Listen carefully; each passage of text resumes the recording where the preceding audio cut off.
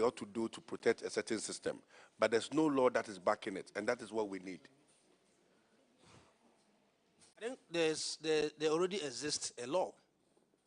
And so what we are doing is just to implement the requirements of the law. But when it comes to the mining sector, it's one of the areas that is highly regulated.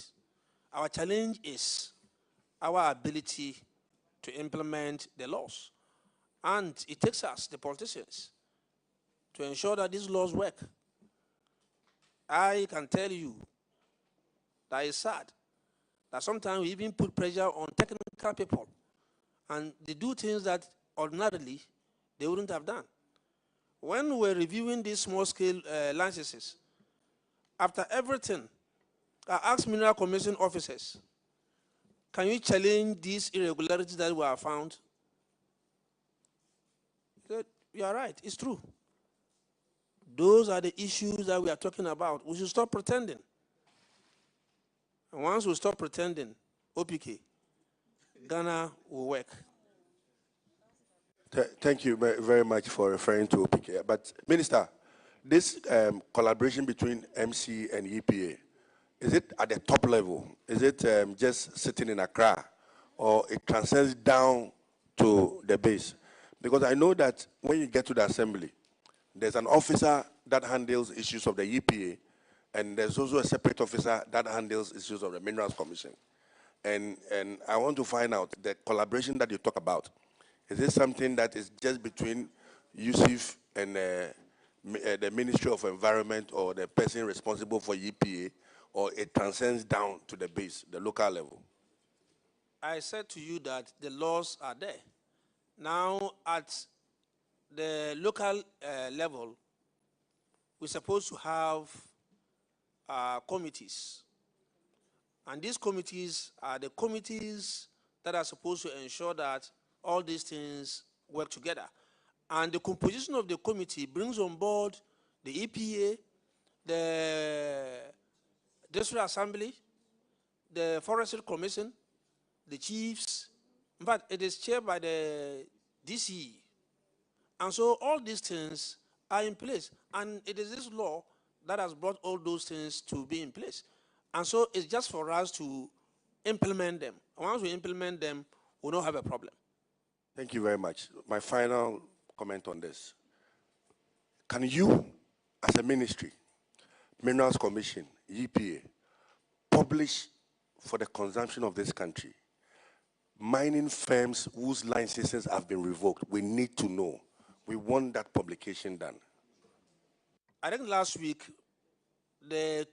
those that we revoked, if you check in the dailies, I'm not very sure, but on our website and on other platforms, we publish all of them, 278 of them. I can send a soft copy of those ones to you so that you can share to your other friends so that you go far. And I'm saying that sooner or later, large-scale companies, those who have gone to take lands, they've gotten the, what is it called, licenses, and they're now going around, running around to get people to come and invest. When people are holding resources and they want to go and do business, they're not getting speed. We'll revoke them. Thank you very much for publishing the over 270-something revoked licenses. But how many have you granted in the last 8 months? Yeah, so when you inherit a rot system like this, you don't rush to do, to repeat the same wrongdoings. So what we are saying is that between 2017 to 2024, we relaxed in ensuring that our laws work. And so what you need to do is to clean the house first. And that's the house cleaning we are doing. We have been transparent.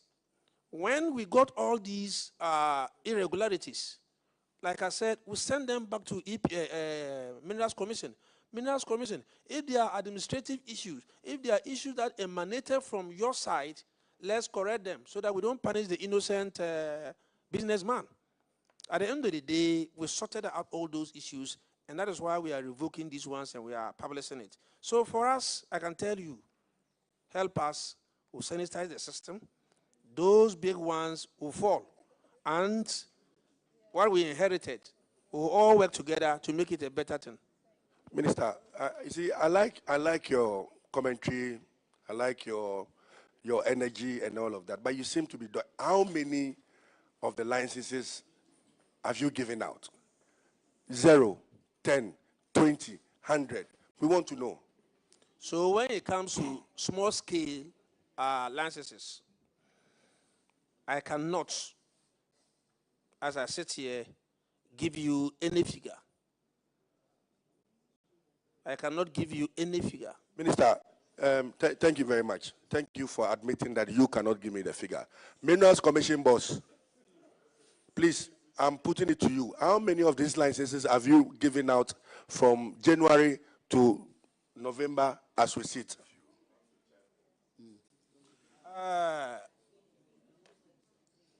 Chairman, I just confirmed with my CEO and our, we swore an oath, right? And we are serious and patriotic citizens sitting here. We will not want to give you any information that will contradict what we have in our data. And so if you want us to give you accurate information, give us by close of day. We will print it out and come and give it to you today. But we don't have it here and we're not guests. Yes. Don't give them. Don't give them. So Minister. Yeah. Thank you very much. Thank you very much. We are going to give you the whole day. If you want the whole week, we want this information out there. That thank you. We'll bring it. Aside everything that you talk about, correcting the rot, everything that you talk about, we'll put it on our letterhead and bring it. We'll be very grateful. But at the beginning of this administration, Minister, do I go ahead? That is it. Okay, but just to put on record. Yes. I told my acting CEO that we should not conjecture any figure. You know why? After the December general election, you are asking about the number of licenses that we have given in this year. Is that not the case? After the elections, immediately after the elections, just 4 days for the new president, His Excellency John Dramani Mahama, to be sworn in, 55 licenses were signed. So if you are talking about new ones that were signed, we can begin from there. That at least 55 were signed. We'll go and add whatever that we have added and bring it to you. Minister, see, I appreciate that. Minister, I appreciate that. But you see, Minister, you talked about the MCAS system. You talked about how the whole small-scale mining system is now digitized, and you get to know. We know that at the end of every month, with a click of a button, your agency, Minerals Commission, gets to know the number of licenses he has issued.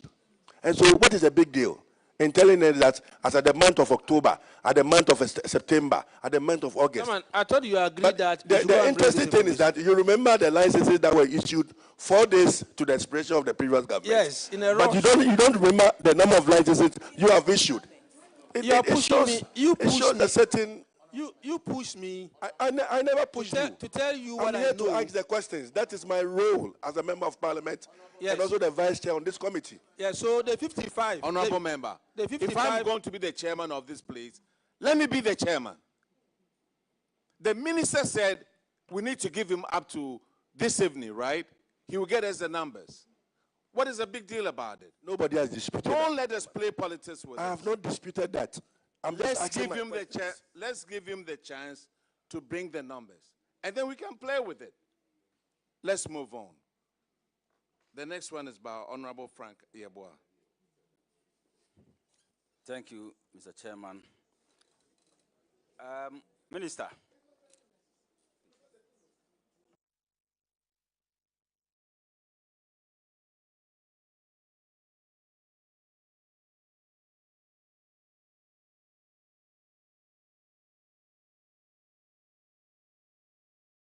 Okay, thank you, Mr. Chairman.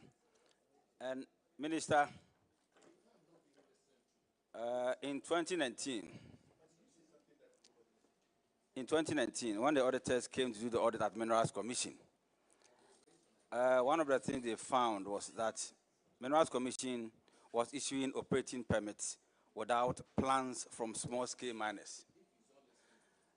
But in 2024, when they came back to do a follow-up, that has been corrected significantly.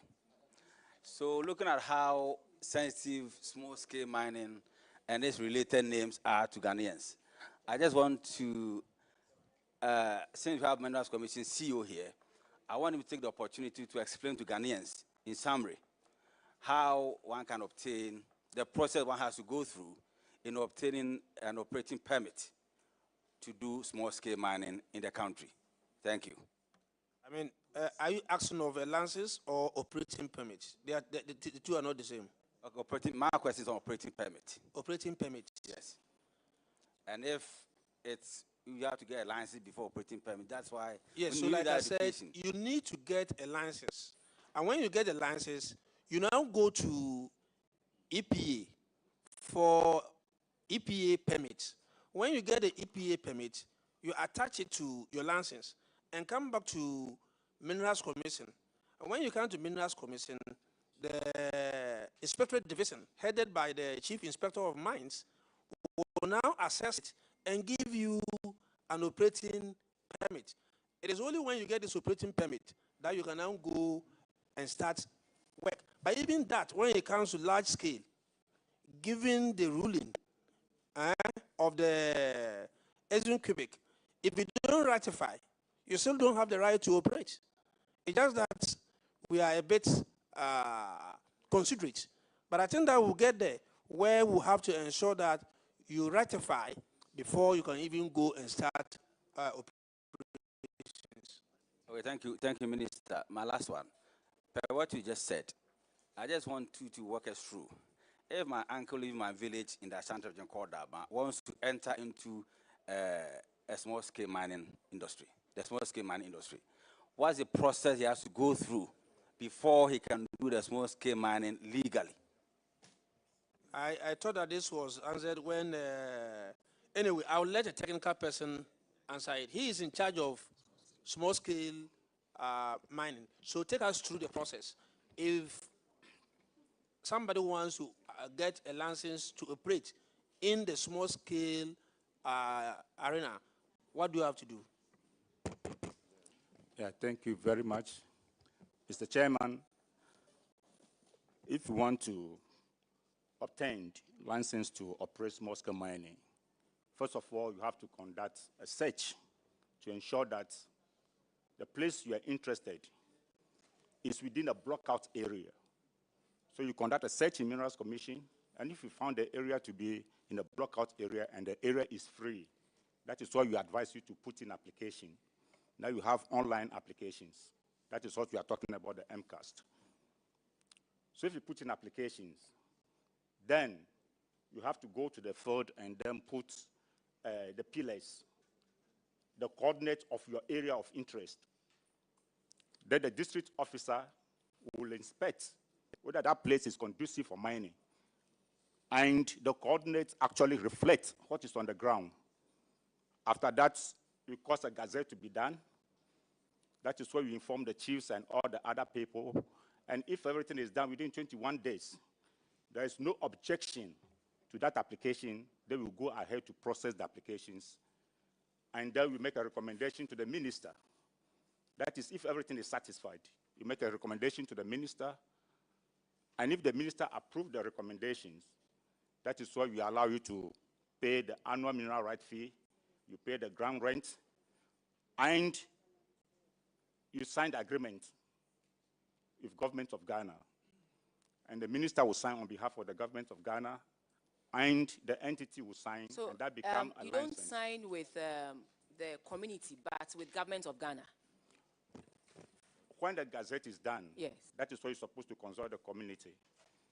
I'm talking about the signatory. It's for the minister. By law, it's only the Oh, minister so who the can community grant. doesn't come in at all. They come in a different way, but not in signing. Ah, Yeah. okay, okay. So you, the applicant, yes, you, the applicant, has to see the community because they have the surface right. So as a result of that, they will grant you that right. They will, I understand that part, but I was the final signatory. The It's final not between the signatory- community, but rather the government of Ghana, The government of which the Ghana. minister does on behalf of the government of Exactly. Ghana.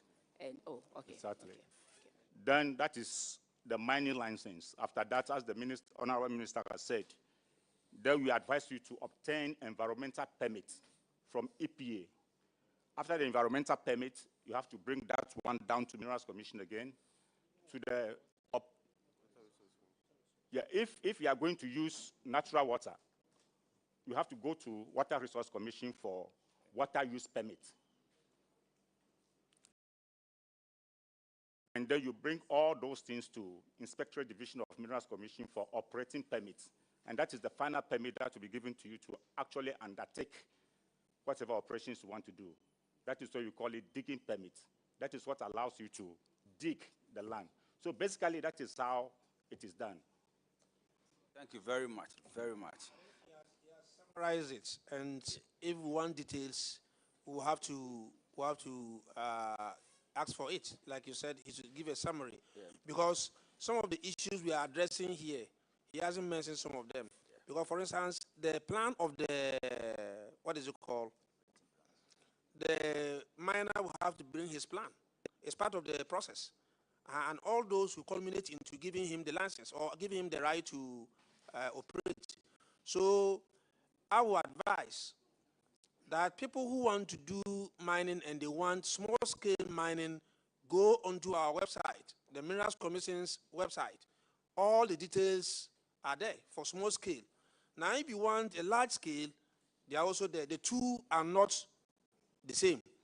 If we don't clarify it, somebody will listen to us here and go and get his few documents and say that he wants a large scale. You will get to a point and get fed up and then stop. I will plead with Ghanaians who want to do mining, go onto our website. The information is there. We also have desk officers at our various offices. If you go and inquire from them, they'll give you the right information. Thank you. Minister, thank you very much for the intervention again. You mentioned, you talked about block area. Is it a free area in layman's understanding? What's block area? Is it a free area in layman's understanding? No, these are designated areas. You know, we spoke about the role of geological survey and the fact that they're able to get mineralized areas. Then you block that area. And when you block that area, it is an area that you intend to give to, let's say, small-scale miners. And let me also put on record that small-scale mining is the preserve of only Ghanaians. So if you are not a Ghanaian, you cannot own a small-scale mining license. However, or unfortunately, you go and see somebody with a small-scale mining license, and the whole place is white people who are mining there.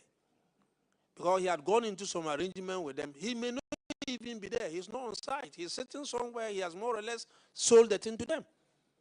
And even when you inquire further, the people who are working there, I don't want to mention any specific countries' people, you asked whether they have work permit. The answer is nil. But who has brought them there? The Ghanaian.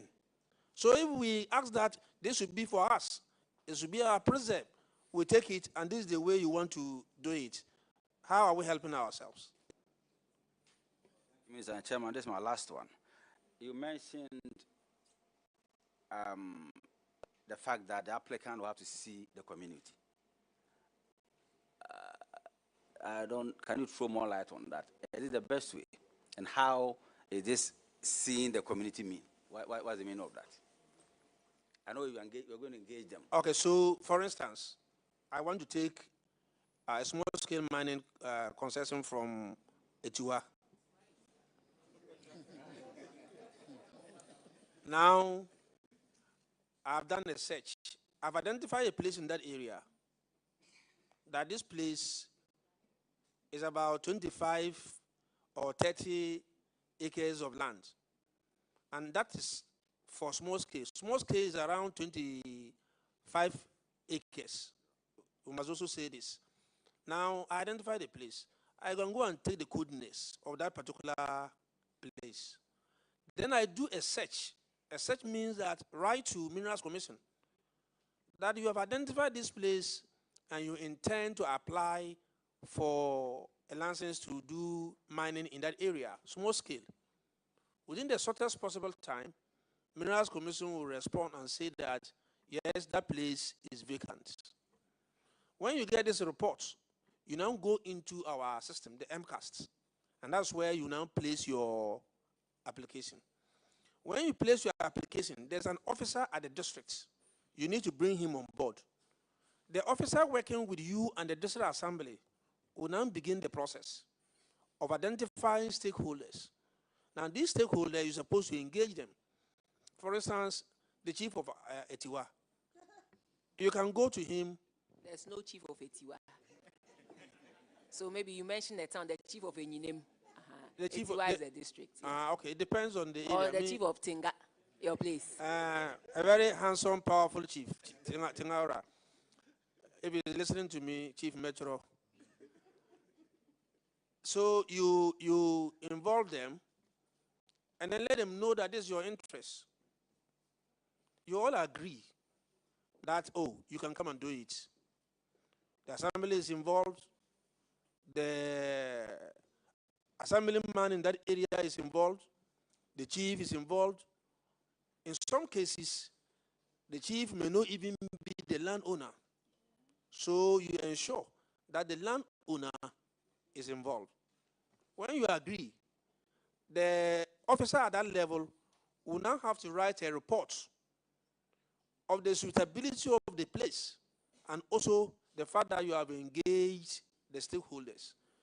Based on that, he will now recommend that you should be given the lease. Then you take it from there. All the necessary payments that you are supposed to make, you pay them online. Is that not the case? You pay them online until you get to a point where the CEO of Minerals Commission will now recommend to the minister that Yusuf Suleimana, who is taking the concession from Etiwa area, has met all the requirements. And so we are recommending to you for your approval. Then the minister will interrogate it.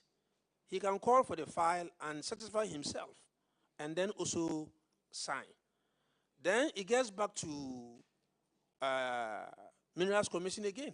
And then they engage Yusuf Suleimana again. Your application has been approved. These are the things that you're supposed to meet, and these are the conditions of the agreement. Are you ready to have a reclamation bond? You have to go and discuss this with the EPA. And that's one of the issues that we have not looked at. And then we go through all this process, and then you can now have your license to go and mine. Now, if you don't involve the community, and then you go get your license and get back to them, that's where you begin to have some challenges. So I advise that we involve the communities. And I also advise the communities that when people come to you. Honorable Minister, I'm sorry. We have about 13 more questions to ask you. So when we ask the rest of the questions, maybe it will help you. Chair, thank you. Yes, sir. Chairman, I'm done. Thank you, Minister, and Chairman, I'm done. All right. The next question is on by Honorable Enim Enes, please. Thank you, Chairman. So this issue had to do with prospective small-scale miners not posting reclamation bonds. And I think that, Minister, you had spoken to it in your last statement. I just want to understand, because when you look at all the issues, I can see that with implementation, you have been able to do a lot. But on this particular issue, I see here that it's partially implemented. I want to understand what are the challenges EPA has with this particular issue. If you can throw more light into it, then we can go to the next question. So a reclamation bond is a bond that gives an assurance that the degraded area as a result of your activities will be reclaimed. And if it is not reclaimed, this amount of money that you would have used as a guarantee will be used to reclaim the place. And this is sitting with EPA. Thank God we have EPA rep here, so I can speak to it. So there are issues of budgeting. EPA must be able to tell approximately how much it will take for the reclamation to be done, even before the mining starts. Now, it is possible for some figures to be estimated, and then at the end of the day, that figure will not be enough to reclaim the land. So some kind of thinking will have to go into it. But the question here is that under this particular arrangement, many of them did not even put in reclamation bond. As I speak to you, we are now insisting that they put in reclamation bonds. So, Minister, over here, I just want to understand something. Do we lack capacity in the assessment of the costs? Or what is it? Because if EPA is not able to estimate correctly how much it will cost us to reclaim a portion of parcel given to a particular small-scale miner, then it means that there is some bit of capacity issues. Because I have to reframe my comment or my. It's not the case that anytime you do estimate, you get it right. It's not the case. So largely, it's because they were not placing these bonds, and that was the issue that was raised. And we are saying that now there's some improvement in that respect. If you look at the 2024 submission. Yeah, I can see you are partially working on this particular issue. But then, with the issue of Galamsey we have in this country, I believe that if EPA is able to do this important assignment of getting the estimates, at least even 80%, 90%, we won't have all these degradation of the environment, because if we have these bonds secured for reclamation of these lands, I do not think we would have issues, because even when the small-scale miner runs away, we have enough in the bond to take care of the land. So that is an area I feel that we should do more. If EPA should start acting, we won't be talking about Galamsey, because we have enough security to take care of the damage that the small scale will leave for us. So I think EPA should do more. And Minister, let me bring in this one, then you can just answer, then we can move on. Do you think we need reforms to the bond system so that it will make it easy for these small-scale miners to comply? Because if there are reforms such that a small-scale miner, based on its capacity, is able to pay, then we shouldn't have a problem. So tell us if there are any reforms you think can help make compliance easier for small-scale miners. Then we won't have this issue of Galamsey lingering around and people, communities complaining and all that. Chairman, sometimes I get confused when some of these issues are raised. Galamsey, small-scale mining, and all of that. And we said here that there are people who hold certificates and pretend to have it from Minerals Commission, but they haven't gone through the process. We classify them as illegal miners. And so these are some of the people who will not even have time to go to EPA to go and put their bond there. So the challenge starts with how they acquire the lands. That's one set. Another set is those who will not even come to Mineral Commission. They won't go anywhere. They just take their equipment, arrange with some landowners, and then they start. That is pure Galamsey scenario. And these are criminals. And if the law works, we must deal with them. But we need now to bring them on board and see how we can license them and move on. That's the way to go. All right, Honorable Minister, we go to the next one. Is Honorable Cletus will ask that question, please. Thank you, Chairman. Minister, this report or infraction, it has to do with the capacity of your district officers. It was detected that your officers do not have the capacity to prepare plans for monitoring with regards to environmental risks. Can you talk to this? Yeah, so that was a legitimate issue that was raised, and it's been addressed, and we continue to improve upon it. Address it, Minister. Of course, so addressing it means that getting the requisite expertise and people with the necessary backgrounds to handle the specific areas that we want them to handle. And so we are now taking more geologists, we are taking more engineers, and we are also giving them in-house training. Thank you, Minister. All right, the next one is by Honorable Nasser. It's 2G. Thank you very much, Mr. Chairman. Minister, this next infraction is about inadequate strategies to address structural, human resources, and logistics gaps to enhance monitoring. I'm very particular about the minimization of environmental degradation. So it said that the district mining committees were either not in place or inaugurated. Please, may I know how far you've gone with this? Yeah, so by the close of 2024, all the district management committees were inaugurated and they were functional.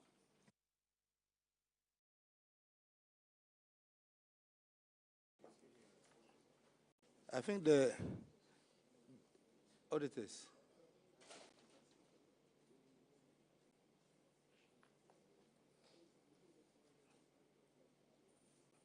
Well, it's conflicting to what the auditors have written here.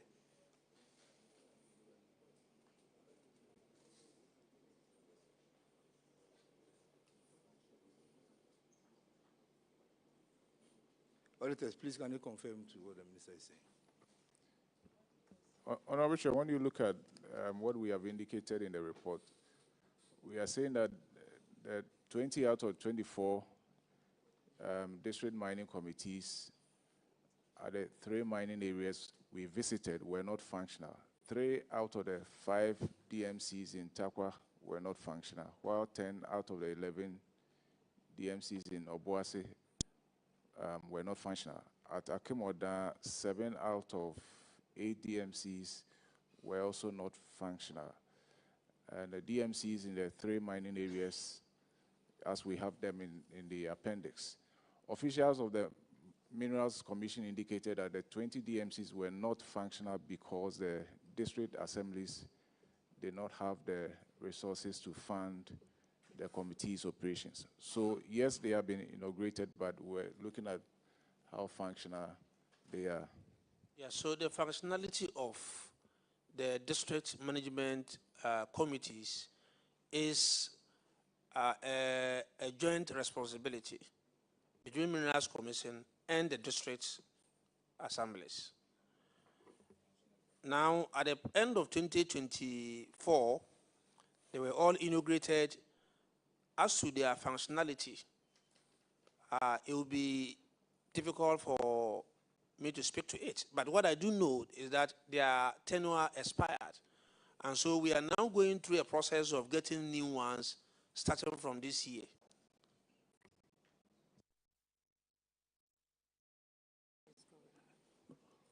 Minister, 10 months, mining is going on. District mining committees have not been set up. And it's a topical issue now. and you've not set up these committees. You mean I'm very not- particular about environmental degradation, Minister. Are you saying that not setting them up is a topical issue? Or what is topical here? Minister, you are here to answer questions from the committee, not to ask me a But question. I ask for clarification. No. Chairman, you are here to answer questions from me as a member of the committee. Perfect. But not for you to ask me a question. My brother, I've been here, and you can ask a question for clarification. What is topical is mining. Exactly. What is topical is mining. Yes. And we need these committees. Yes, so what we are saying is that by close of 2024, all of them had expired. Now, some also expired this year around June, okay? But like I said earlier, we have put in place a system, and some of them, as I speak to you, we are just about, integrating them. Don't forget that these are chaired by the DCs. It took time for DCs to be brought on board and many other things. Now, in place of your concern, your concern is that once they were not there, environmental degradation was taking place. Minerals Commission and EPA were strengthened to ensure that there was effective monitoring.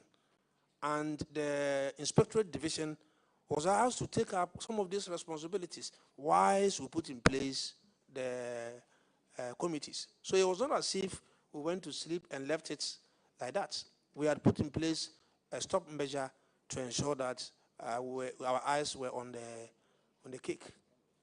Minister, I think the good people of Ghana would like to know some timelines from you.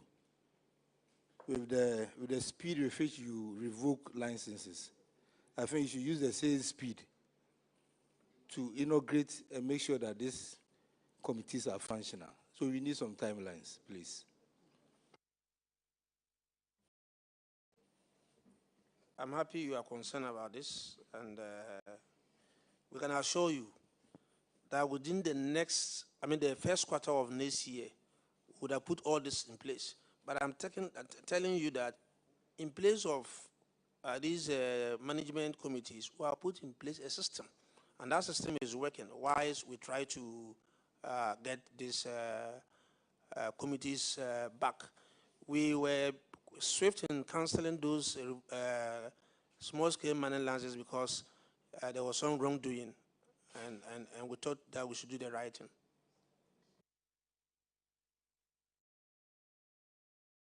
He's answered your question, right? Yes, please, I'm done. Okay.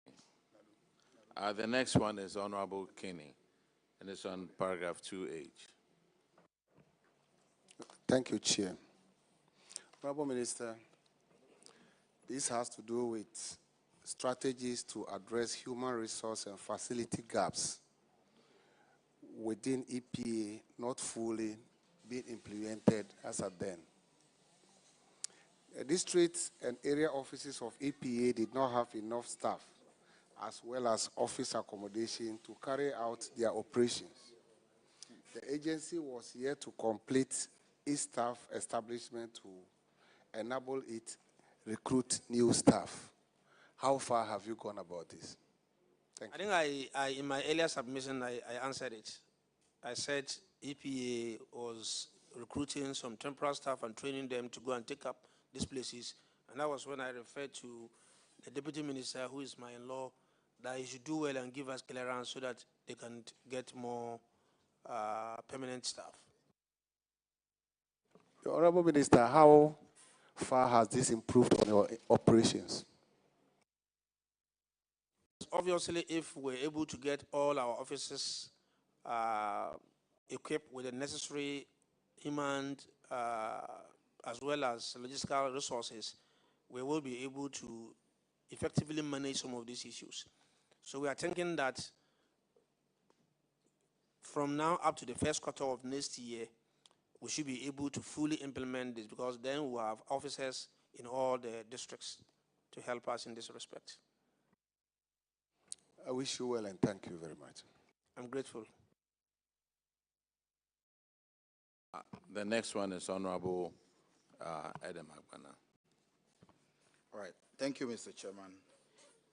Honorable Minister, the issues identified includes the fact that small-scale miners were not well educated on compliance with sound environmental management. This report is for 2019.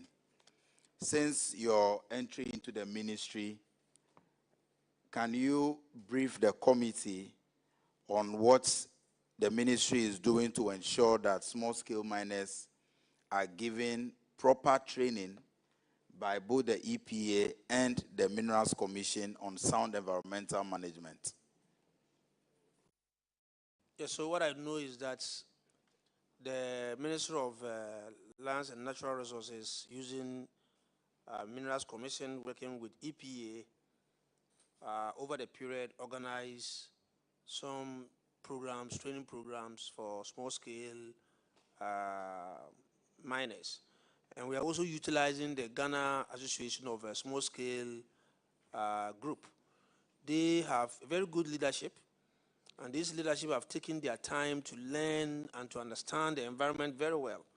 As I speak to you, just 3-4 days ago, I got a call from them that they were in Kumasi and providing some training and some support to small-scale miners.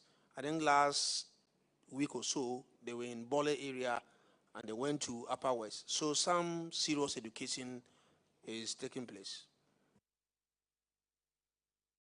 Mr. Chairman, just as a way of recommendation, just as it is with, say, the DVLA, where if you are a driver, before you acquire your license, you must demonstrate knowledge, enough knowledge of the field. Shouldn't that process of education be tied to the license acquisition process? Honorable, a very laudable suggestion, but the two are not the same. You have a situation where young men and women wake up early morning and they are in the bush mining. And it's been difficult to control them. And you're talking about huge numbers. So for me, we should go to them, sit with them, take them through the process. But even as we take them through the process and license them, we must self-provide them with education continuously. So the process must start from the very beginning when they are looking for the licenses, and it should continue because the whole environment is so dynamic. For instance, at a point, they were allowing people to use mercury. Now we don't allow people to use mercury. So there are new technologies. You have to teach them those new technologies. So your advice, well noted. Honorable Minister, thank you very much for coming to Public Accounts Committee. You are discharged. I'm grateful. Thank you.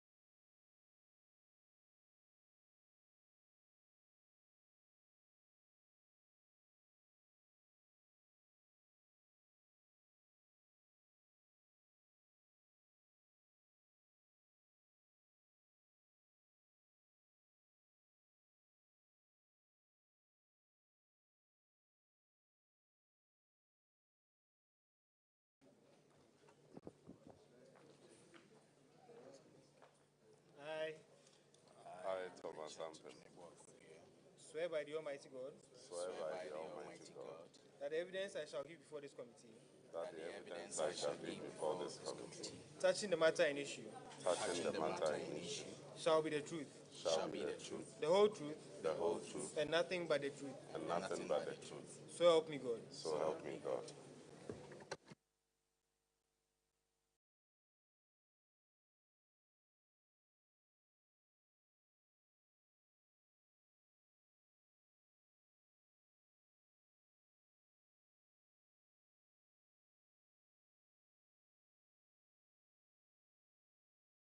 Please introduce yourself to the committee, please. Thank you, Mr. Chairman. My name is Thomas Ampem, the Deputy Minister for Finance. Thank you, Chairman. My name is Richard Chunibu Akodua. I'm the Director for Research, National Development Planning Commission. Thank you. My name is Jemila Tusoye Niseidu, Senior Internal Auditor, National Development Planning Commission. Thank you. Good afternoon. My name is Jennifer Tufo, NDPC Head of Accounts. Thank you, Mr. Chairman. My name is Michelle Fafa Agbenoto, Senior Information Officer and Head of Public Relations, NDPC. Good afternoon, Honorable Chairman. My name is Nana Jumo Bene, CEO of Ghana Infrastructure Investment Fund. Good afternoon, Mr. Chairman. My name is Reginald Okai. I'm the Chief Finance Officer for Ghana Infrastructure Investment Fund. Good afternoon, Mr. Chairman. I'm Jaban Ane, Head of Internal Audit, MPRA. Good afternoon, Madam Chair. My name is Chris Mbwedi Mensah, CEO, MPRA. Good afternoon, Madam Chairman. My name is Anthony Akwa, Director, Standards and Compliance, NPRA.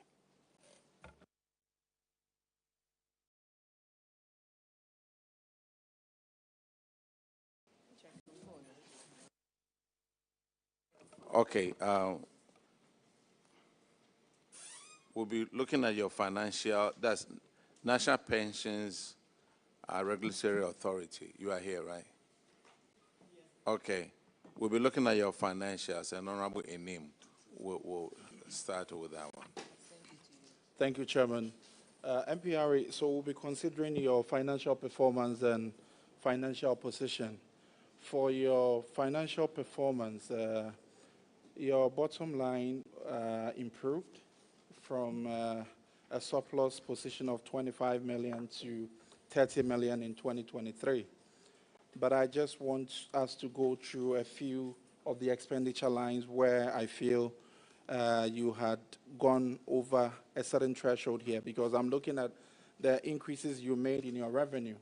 And if you made a positive change of almost 34%, but then on your expenditure lines, you went over 91 and 40% and 37.3%. I want to understand. Mr. Chairman, can you respectfully direct us to the paragraph you are? So this is 1021 to 1029.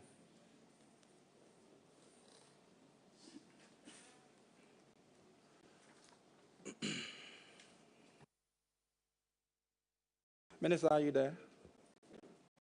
Not yet, but you can proceed. Okay, so I just want to understand your goods and services. It went up by almost 40% from between 2022 and 2023. And then your other expenses, can you tell us what constitutes your other expenses?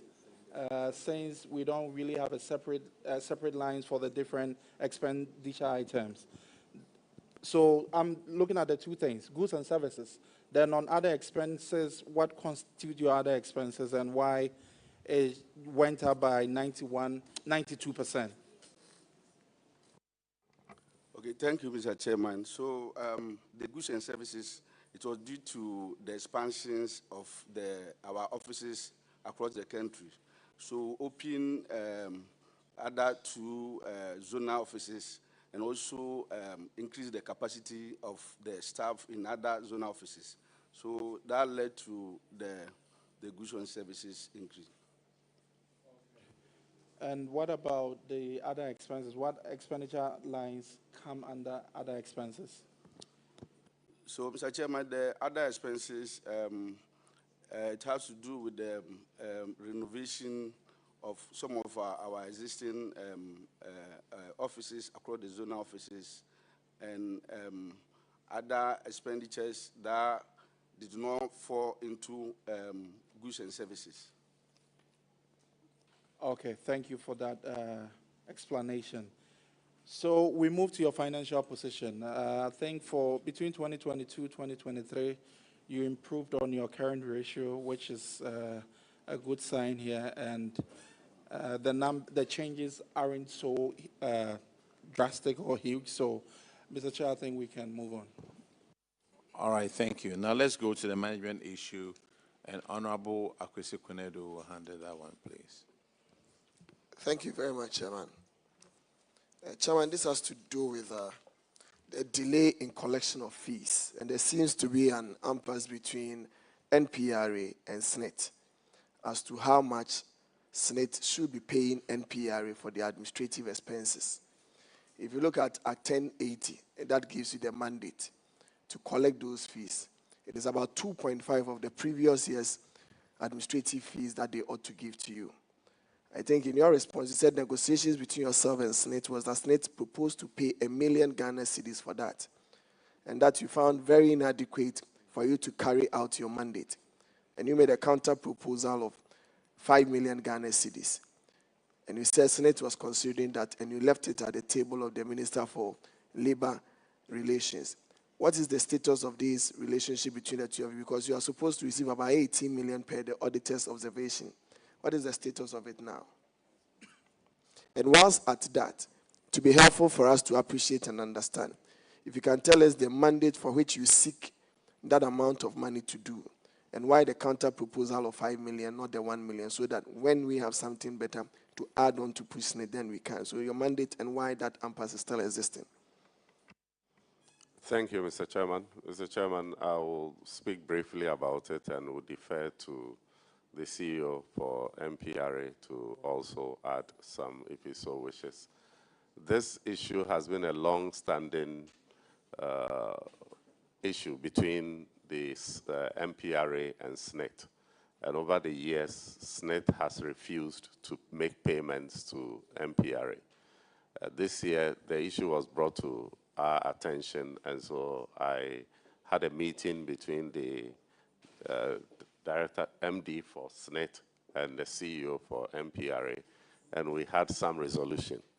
SNET over the years has maintained that unlike the Tier 2 and Tier 3 pension funds that are licensed by NPRA, SNET is a legal creation. And so they felt that they did not have to pay the fees to NPRA.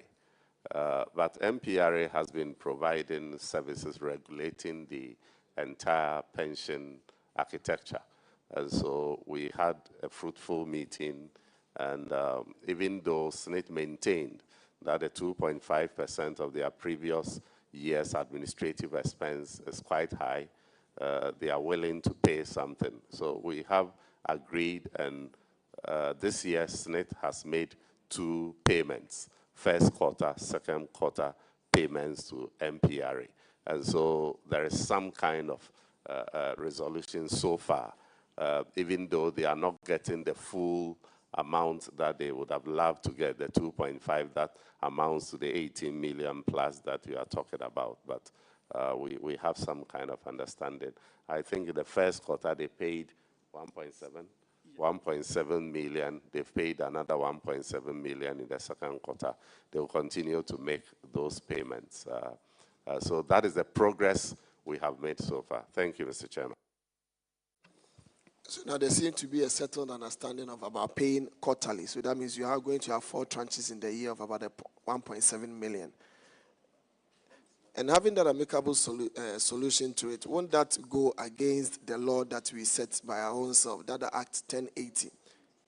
Because it would obviously go against that. You cannot bypass the law and have an agreement that is not in the law. Rather, you ought to therefore come for us to revise the law and probably put it where SNET and the whole arrangement between yourself and Labor would agree, Ministry of Labor Relations would agree to it, so that it will not continuously be flagged. Because once you do 1.7 by 4, you are probably going to do just about below the 2.5, and they'll continuously flag that. So what will be the solution that you proffer so that we can help you resolve this matter permanently? Mr. Chairman, that is right. That is what we intend to do. But we had to build on what had been done in previous years.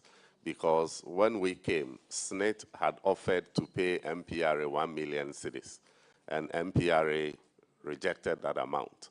And so we had to follow up with those negotiations, and then we arrived at the 1.7 million a quarter times 4. And so it is an improvement over what has been done. But as you said, we need to interpret the law rightly, and if we feel that since SNIT is established by a legal creation, and MPRA does not necessarily license them, if they actually have to pay the full amount or if there has to be some waivers, that is something we will have to resolve eventually.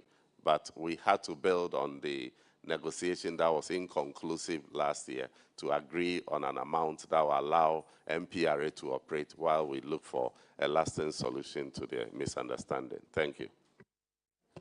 Auditors, can you please confirm such an arrangement being done, although it's outside the law, and these two payments being made currently?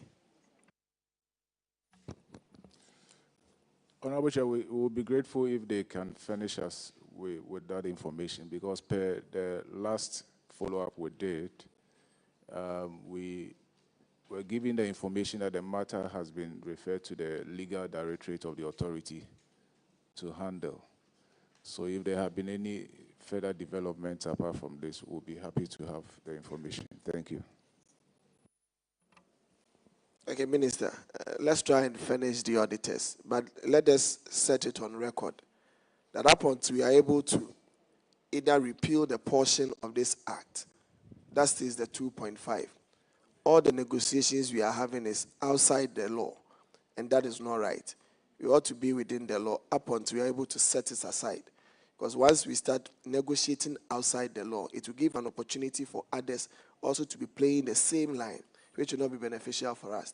So we must be guided by some of these things whilst we go into negotiations of such nature. Thank you. I totally agree. Minister, is this part of the Fees and Charges Act? It is, Chairman. Thankfully, you are reviewing the Fees and Charges Act. So maybe you should take the opportunity to fix it and make things right. You go through the process that we usually go through, and then you amend the fees and charges so that you know that you are not doing anything outside the law, but in the law. I know we were told that once we resume, we're going to lay the Fees and Charges Act. But I know it's not late, so you can still effect any changes that you want to. So, Madam Chair, that is actually our plan, and we are working with the subsidiary legislation to do this. Thank you. That notwithstanding, NPRA, SNIT will still have to. Who pays who? SNIT pays NPRA. SNIT will still have to do the needful. And so and something that can also enable NPRA carry out its mandate, because it also needs some level of revenue to enable it to carry out its mandate. So as for SNIT paying something, yes, but it should be commensurate with the kind of activities that MPRA takes. That will not also jeopardize the payment of SNIT contributions to beneficiaries. So we should look at that.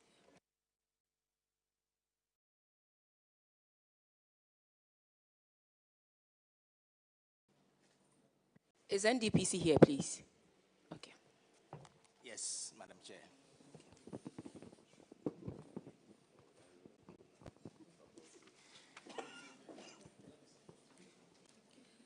This relates to your financials. But before I go to your financials, share with us your current strategy and what you are doing to help the current government in place to fulfill its mandate in terms of the economic planning issues. Yeah. Thank you, Chair, for the opportunity. So the National Development Planning Commission is mandated to advise the President on medium to long-term development strategy and planning. So on 4-year arrangements, we prepare medium term. The last one that was done was for 2022 up to 2025, which ends end of this year. So the Commission has put in place a new medium-term policy framework, which from last year through this year, 2025, has been shared with all the decentralized planning agencies. So the MDAs, the MMDAs, and the regions are preparing their development plans in line with this.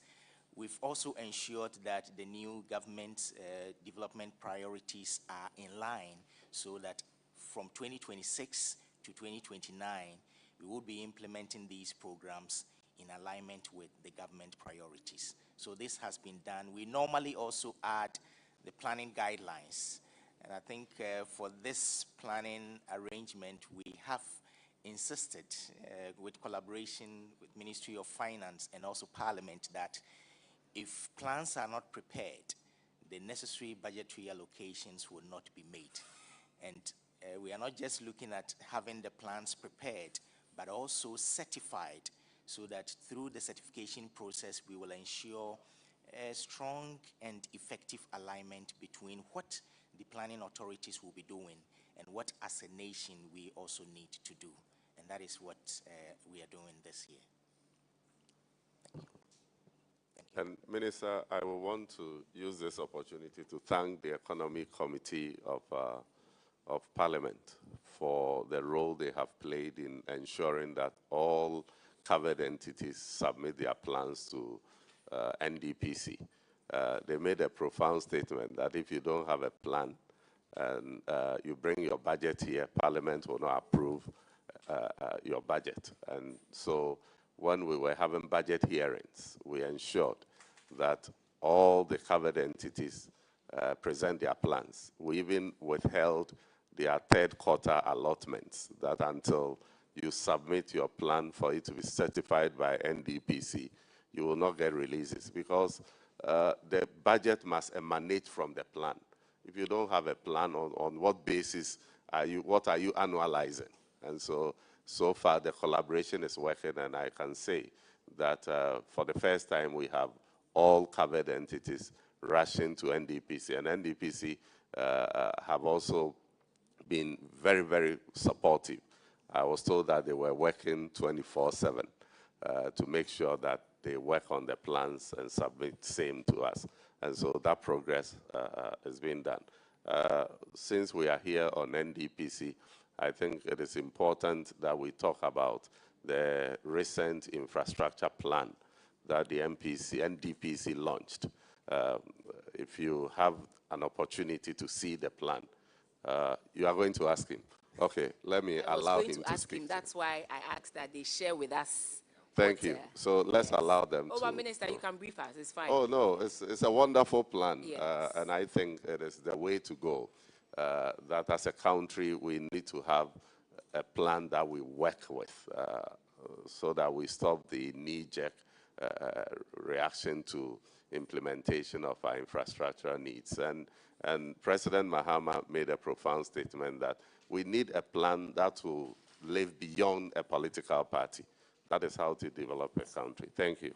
So NDPC, I was going to ask you about the infrastructure plan and ask you whether we can put some measures in place to make sure that it is an infrastructure plan for the nation as a whole, so that beyond 4 years, we can still be guided by the infrastructure plan, because, you know, we all accept that we have a huge infrastructure gap. And so I was going to ask you to share that with us, and also what are your thoughts, what are your sentiments that beyond the 4 years, can this infrastructure plan live the test of time? That's what I was going to.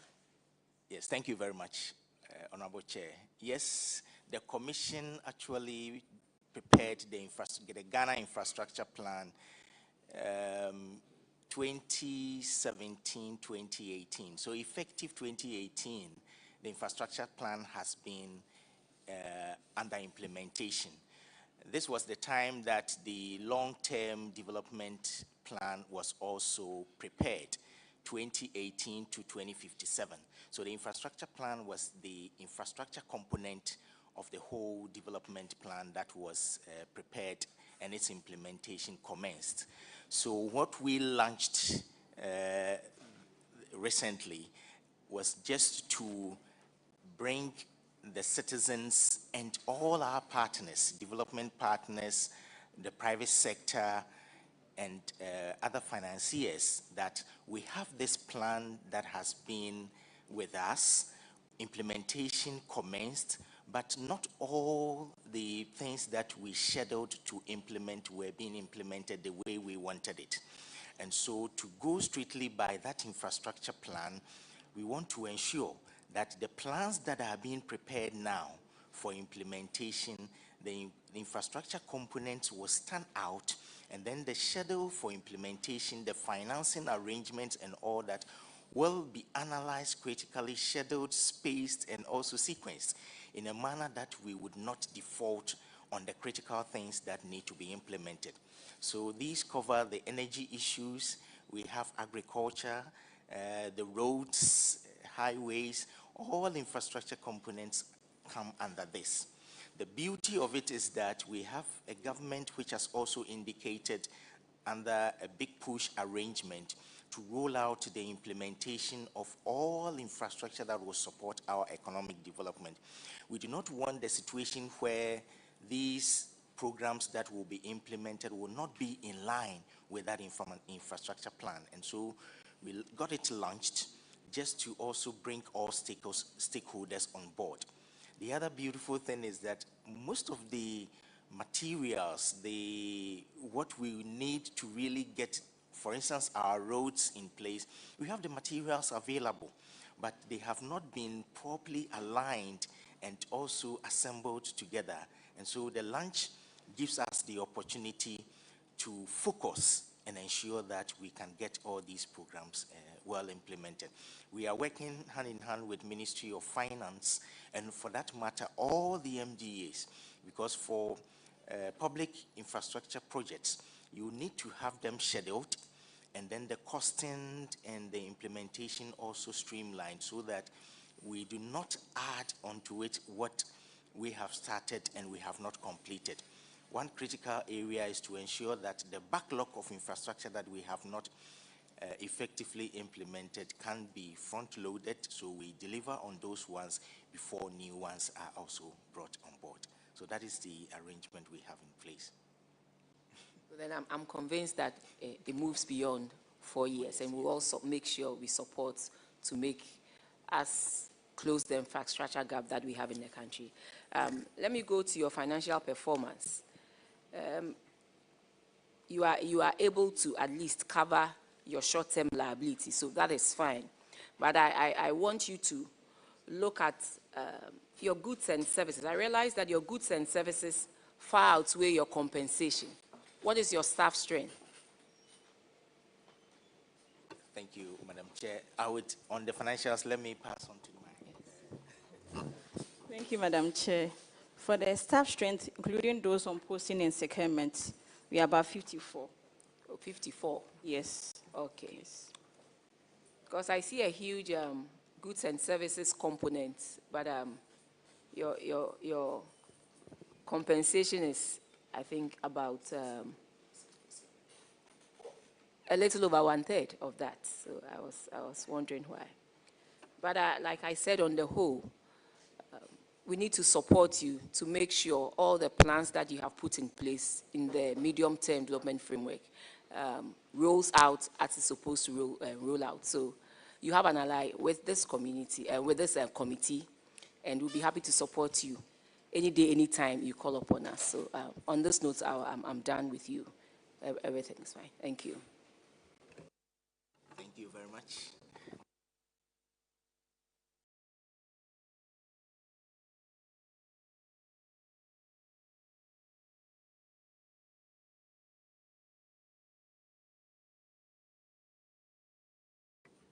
Mr. Chairman, are we dismissed?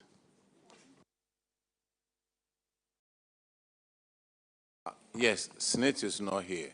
So you are discharged, and then you come with them when they are coming. Thank you. Honorable Minister, we ask that they do not stand in our way of completing this report. Looks like we have attended to almost everybody. Everybody is on schedule.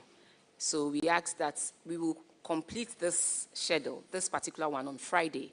And we'll be grateful if they can attend upon us before we end, so that we can submit this report to Parliament in this very sitting. Honestly, I didn't know SNIT was supposed to be here. So I think it will be helpful. I want to know if SNIT is the only agency under the Ministry of Finance that is outstanding, that you need to appear before you.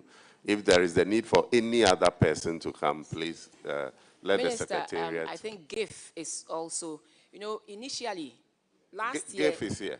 GIF is here. Yes. Then we can have GIF. Last year, SNIT was under Ministry of Employment. Yes. So was NPRA. And so the Secretariat placed them under Ministry of Employment. And then on that very day, Ministry of Employment comes to tell us that they are not under them, so they cannot represent them. Then we found out that they were with the Ministry of Finance. Yes, that is true. But because your report shows them under a different ministry, that is why we also didn't bring them. So it is important that you let us know. That is why I'm asking. But GIF is here, so if you have any questions for them, I think they'll be happy to take it so they don't have to appear again. Thank you, Chairman.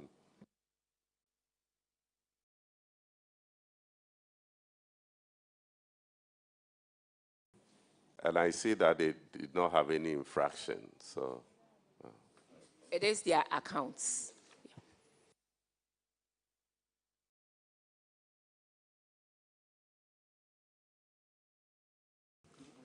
All right, Ghana Infrastructure Investment Fund. Tell us about this interest income.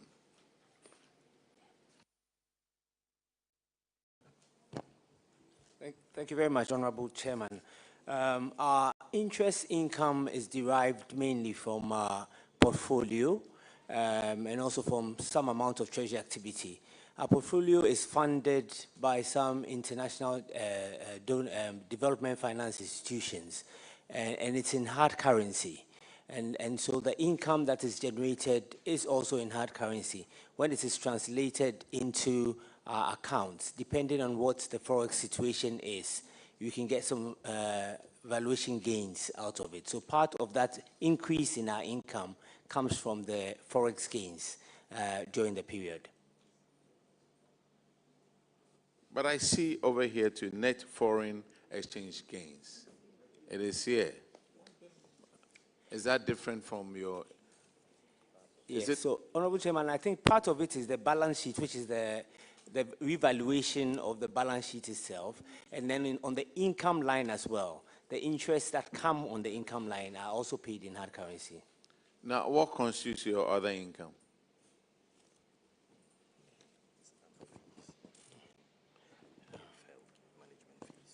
So, Honorable Chairman, the other income is mainly around management fees and commitment fees from the sponsors who come to us for project financing. Now, I see that your impairment charges went up 121%. Yes. Why that?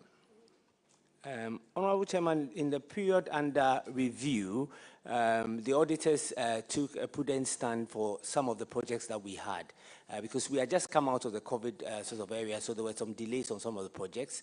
And we had a couple of projects in the energy sector as well, and the energy sector was undergoing some restructuring as well, which put some delays on those projects as well. So that's the recommendation from our auditors to impair those ones.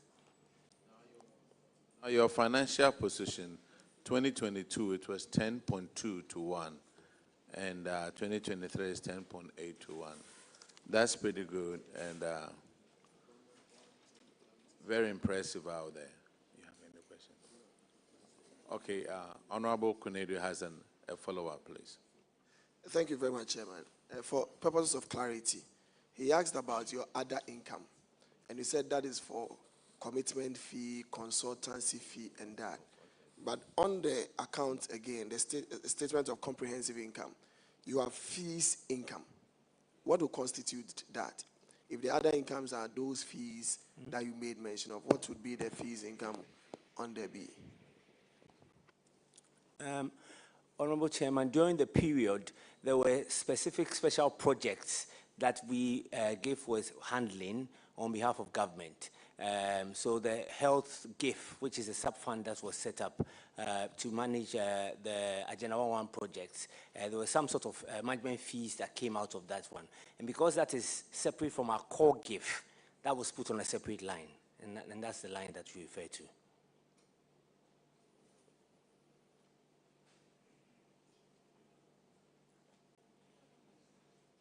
All right, thank you very much. Honorable Minister, you are discharged. Thank you. With your team. Thank you, Mr. Chairman. We are grateful.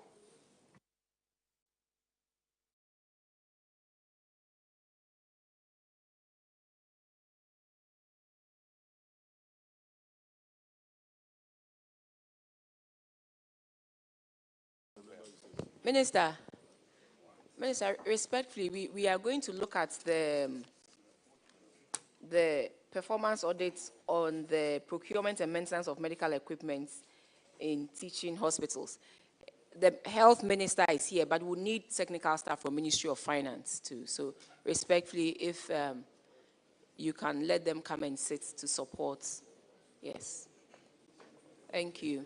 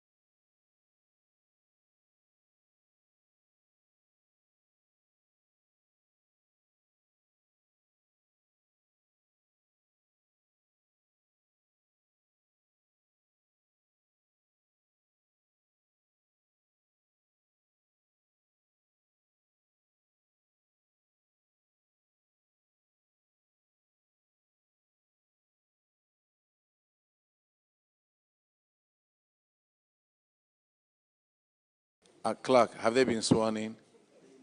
Okay, if they could get up and take their oath, please.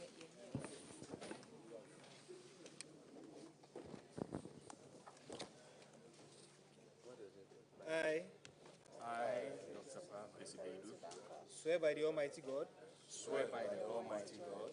That the evidence I shall give before this committee. That the evidence I shall give before this committee. Touching the matter in issue. Touching the matter in issue. Shall be the truth. Shall be the truth. The whole truth. The whole truth. And nothing but the truth. And nothing but the truth.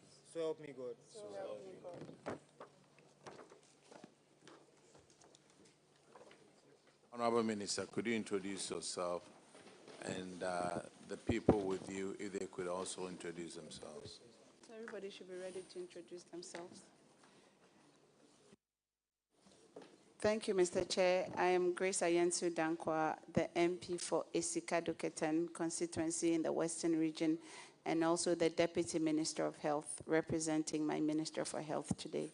Thank you. Thank you, Mr. Chair. My name is Abubakar Bawa Abdullahi, CEO of Tamale Teaching Hospital. Thank you, Madam Chair, Mr. Chair. My name is Wilfred Ado, Director, Internal Audit, Ministry of Health. My name is Elvis Anaba, Director of Finance, Ministry of Health. Good afternoon, Honorable Chair. My name is Dr. Pakwisi Bedu, CEO, Confanoche Teaching Hospital. Good afternoon. My name is Kofintia Samwa, Deputy Director, Internal Audit, Confanoche Teaching Hospital. Good afternoon, Madam Chair. My name is Nana Yim Are Abebio, Director of Finance, Confanoche Teaching Hospital. Good afternoon, Chair. My name is Fred Ifayeboa, Director of Administration, Confanoche Teaching Hospital. Good afternoon, Chairperson. My name is Hinta Manimbro, Acting CEO, Ho Teaching Hospital. Good afternoon, Chair. I'm Osaibo Edward Wadu, Head of Internal Audit, Ho Teaching Hospital. Good afternoon, Chair. I'm Dr. Emmanuel Senakwisidonko, Director Administration, Tamale Teaching Hospital. Good afternoon, Chair. My name is George Tete, the Director of Administration, Ho Teaching Hospital. Good afternoon, Chair. My name is Engineer Samuel Tete, Head of Engineering, Tamale Teaching Hospital.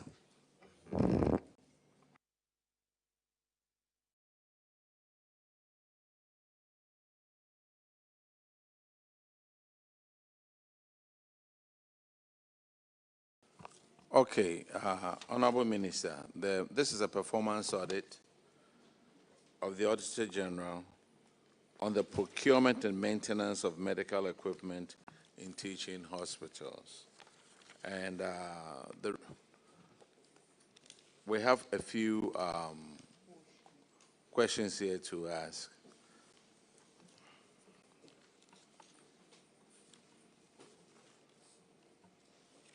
It says, reason for the audit. The World Health Organization defines medical equipment as an instrument, apparatus, or machine that is used in prevention, diagnosis, or treatment of the illness or disease, or for detecting, measuring, restoring, correcting, or modifying the structure or functions of the body for some health purposes. This medical equipment require calibration, maintenance, repair, user training, decommissioning, and activity usually managed by the clinical engineers. So now let's go to some of the audit functions.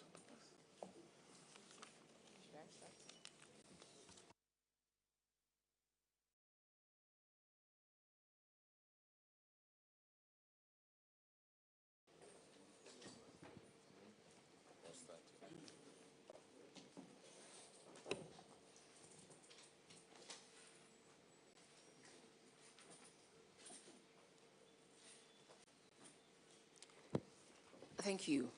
The auditors are telling us that the teaching hospitals are supposed to carry out equipment needs assessments before they prepare their procurement plans, because that will be the basis on which they can purchase equipment.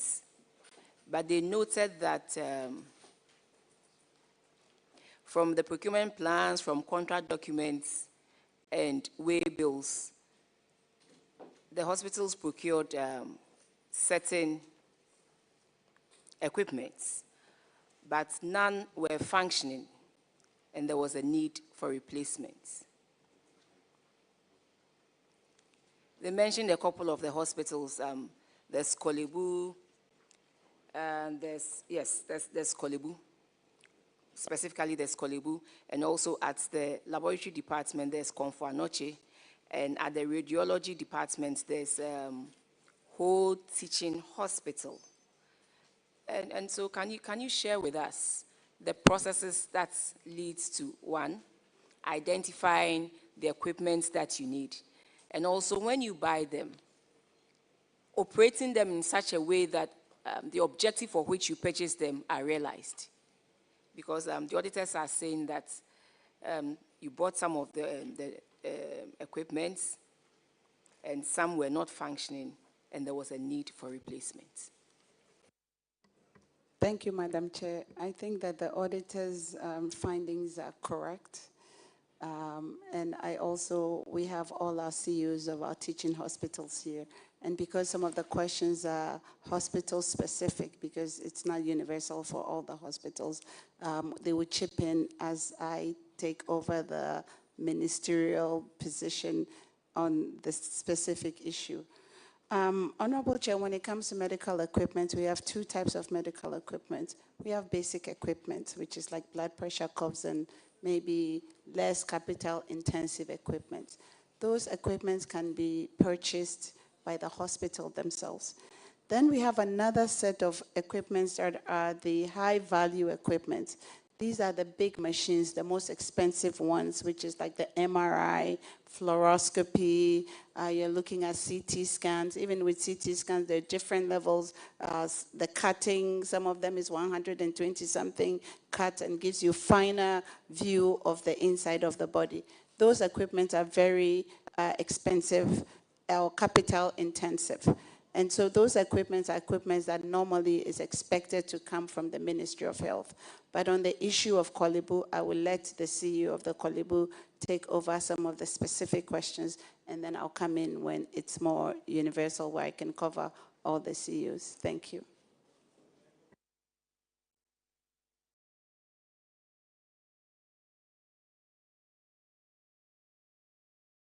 Specific issue with Kolebu. Sorry? Yes. Because the specifics. Well, if you have the document, I can support them. Kolebu, please, it's about the laboratory equipment. Kolebu, So yes, can you it's speak at on the it, please? radiology department, two MRI machines. At Comfort Anoche is the laboratory department. At Whole Teaching Hospital, the radiology department. Yes. The auditors are saying that, one, did you do a needs assessment before buying these equipment? And then two, they realized that even though you have bought certain equipment, these equipments are not functioning.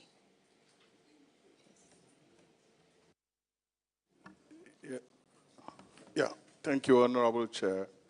As at the time of the audit, the machine had please, broken who is down. this? Kolebu or? Yes, Kolebu. Kolebu. Yes. Okay. As at the Please, time of. have you taken the oath? Yeah, yes. Kolebu. Yeah. No, because I think when they were doing it, you were not here. So respectfully, The last time we took the oath, so the oath. Yes, Honorable Chair, thank you so much. For Comfort Anoche Teaching Hospital, at the time of the audit, it was indicated that we had one blood gas analyzer. We had 3 CT scans that were not functioning, MRI that was not functioning. But currently, as we speak, the MRI we have is working and also under planned preventive maintenance, and which we are adhering to. Of the 3 CT scans, one is working, the other one is... please, can we swear them in quickly and then you continue? Yes, Honorable.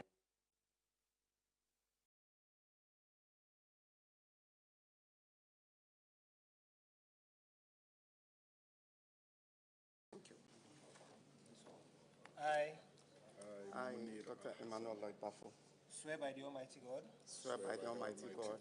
That the evidence I shall give before this committee. That the evidence I shall give before this committee. Touching the matter in issue. Touching the matter in issue. shall be the truth, shall be the truth, the whole truth, and nothing but the truth. and nothing but the truth. So help me God. So help me God. Please introduce yourself to the committee.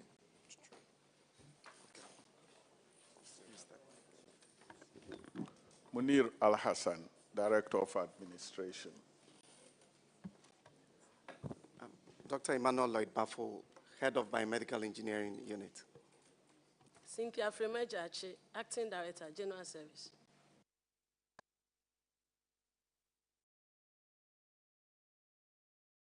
Please, you can continue. Yeah, thank you. So as I indicated, we have one MRI machine that was installed in 2012. So it's over 13 years and it's working at fault. Working at fault means today is working, tomorrow is down. And that's why I'm sure at the time of the audit, it wasn't working. This is something we've been grappling with. We have 3 CT scan machines. Only one is working currently. We're trying to bring up the second one. And currently we have engineers working on that. Something like cardiac catheterization lab, cath lab, for 70 years that Confanoche has been in existence, we've never had one. And those are, if I get heart attack right now, before I'm referred to UGMC that has a cath lab or the bank hospital, I'll be dead in transit. And I'm using myself as an example. I don't want to die anyway. So these are the real challenges. How much does this equipment you are talking about cost? So the cath lab, from our last estimate, and we're working with the ministry to provide it, it ranges between $1.5 million to $2 million US dollars. And this is way above, yes, so definitely it may have to. And most of these equipment, CT scan, MRI, as my honorable minister indicated, are capital intensive to acquire them, and they are above the budget of all the hospitals gathered here. Thank you. Thank you, Madam Chair. I want to contribute to the cath lab. Recently, we had an issue with one of our medical doctors who passed away from a cardiac problem and needed a cardiac catheterization. A cardiac catheterization is a procedure that happens when somebody's having a heart attack. Basically, the vessels around the heart is blocked. So there's a procedure where you can put a stent through and open up the vessel. And that is what we do in a cath lab. After the death of that physician, who is one of our colleagues, it became a national issue, and the issue was brought up to the presidency and also up to the ministry through to the presidency. So currently we're working on getting at least 2 or maybe maximum 4 cath labs in the country. The equipment for cath labs are not equipment that you just go off the market and buy.